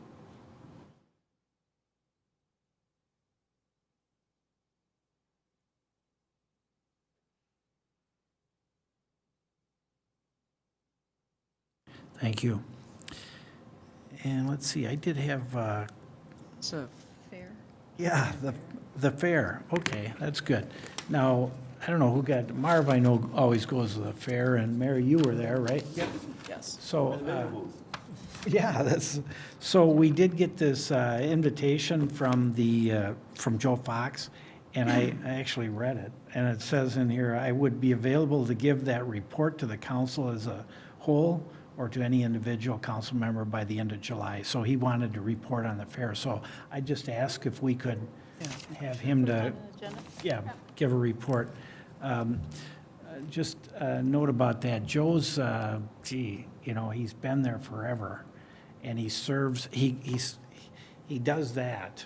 I think it's all volunteer. It is. So he does that, and then he wraps up, and then he goes to the state fair, and he does that, and he's the rep for the 4th District. So we're very fortunate to have him. So. They're all volunteers that do this. I mean, Ralph Nardini owns Nardini Fire Extinguishers. He's retired, lives out in Florida. He comes back every year to work at the fair, every year. Still? He's got to be pushing 80 by now, and he's still out there. All these guys, a lot of these are retired guys, and God help us, we got to start recruiting some younger people to help out to keep this thing going. That's right. It's worth mention. Remember George Rossbach used to do the farm thing for the, and there's a little bit of a void there because he's not there with the animals and the milk and the cows. So you think about George on that. And then Mary Lee was good to cover that golf course thing, because that is huge for Ramsey County. That should be a nice event here in Maplewood. And the county also spent about $1 million putting in this Boardwalk or boardwalk. It's called a boardwalk, and I'm using that thing, and I'll tell you what, that is fabulous. You can get on at Keller, you go all the way around Phelan, and it's 6-7 miles, And we are very fortunate to have that, so thank you, Ramsey County, for doing that. Is that stable around there? I mean, it looks It is. stable, but It it's is. it's really It has narrow. plates that are in the water that are like a tile, that, okay. that the metal sits on a plate, and so it's not going anywhere, it's stable. Can you It's- ride a bike across there? Yeah, you ride your bike and you can look up and see the eagle's nest. The eagle has kind of disappeared now for a little bit. I don't know why, but that eagle's nest has been there for over 10 years. So, let's see, the fair, the boardwalk. I'm done. I think you Okay, are. so the last thing. Today, I attended the Regional Council of Mayors meeting, and it was really interesting. It was in downtown Minneapolis, and we actually went to the Vikings preview headquarters. And so we met with Michelle Kelm-Helgen, who used to be the chief of staff for the governor, and so knew her, and she went over there. She was appointed to lead the Vikings effort of the Metropolitan Sports Commission, and gave us a presentation. And it really, when you talk about economic development, and we were talking about attracting hotels, you know, we saw the stadium, and then it's going to be, you know, it's a half regular roof and a half sort of a plexiglass roof, and it's an amazing development. And then they're going to bulldoze those Star Tribune buildings, and that's going to be a park. You guys probably know all this stuff, but then there's going to be hotels over along the park, as well as businesses who are going to rent the hotel rooms. And so it was amazing, and they had, the suites were right there, so just like you would walk into a suite, they had fabricated them like you go to an open house. It was like an open suite, and they had films, and it was very interesting and very helpful. I think it really is going to be a good economic development tool for our area. I think you guys know we're going to be in the Super Bowl in 2018, so that's going to bring some stuff, probably, hopefully, even to Maplewood. So it was very good, and Mayor Martin was there from Shoreview, and Mayor Emerson from White Bear Lake, and a lot of East Metro and Northern area mayors. The other thing I wanted to report on was the Gateway Corridor Commission. We have forwarded our locally preferred alternative in terms of a resolution at a meeting this week, and Michael Thompson and I talked about that. It's basically bus rapid transit. What we're really envisioning is a dedicated guideway, so everybody knows Hudson Road that goes along 94. That would be have a small cement or guideway where the bus could go. It's a lot cheaper than light rail, so it will save a lot of money, but it will still get people out to Woodbury and from Woodbury into St. Paul for jobs. I think it's going to be really good. There's a long way to go, though, right, Mr. Thompson, in terms of we're set. I think St. Paul's set, Maplewood's set, Oakdale's a little bit set, and then it's very controversial when you get into Woodbury, whether you go north, so you go up into Lake Elmo, or whether you go south and you stay in Woodbury, and kind of how that ends. Related to that, there was a visit to see a guided busway in Los Angeles about a month ago that I did go on, along with Mayor Giuliani Stevens from Woodbury and Washington County Commissioner Lisa Wyke, and several other people to actually see what those bus guideways look like. And they're very interesting because they're just like a dedicated lane, so it's almost like a frontage road, right? But the bus runs along there, as well as a bikeway, as well as a pedestrian route. At least in LA, that's how it worked.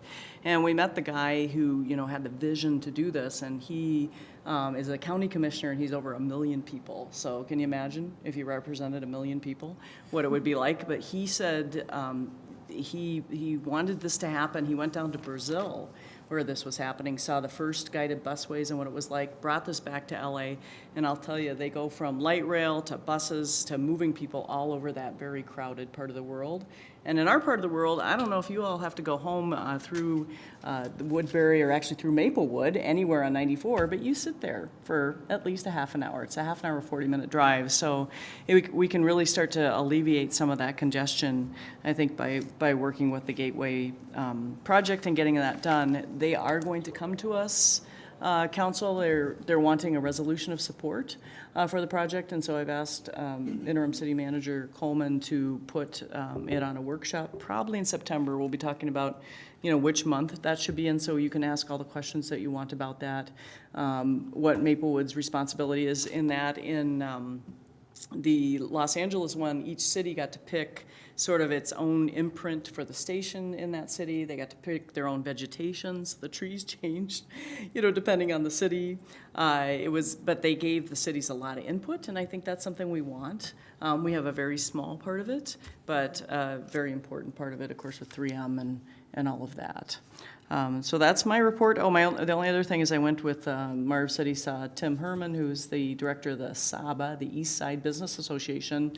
And so the last morning we were there, we had some time, and so he and I went out to, took the red line, which is the subway, the metro, to the orange line, and then we went out and talked to businesses. So we talked to 6 or 7 businesses, asked them about how this had affected the economic development, whether they liked it, all those types of things, and we got a very positive report. We also found, particularly for the residents, it opened up a lot of different job opportunities and a lot of different things that they could do that they couldn't do before. So it was interesting to see his background and to talk to businesses with him. I think we went to, in one strip mall, there was a Cuban business. These are all food, a Latino, a Chinese. There was a liquor store, which they said sometimes people went out there and the homeless people got liquor and then stayed in the parks out in that area. That was not a good thing. So I don't think that would happen. But there were all kinds of ethnic businesses and that had benefited from this project. So if you visit out in Woodbury, what it could be like, or the East Side, it was probably very similar to the East Side where we visited. So with that, I think we're done. Is there anything else? Okay, with that, we are adjourned.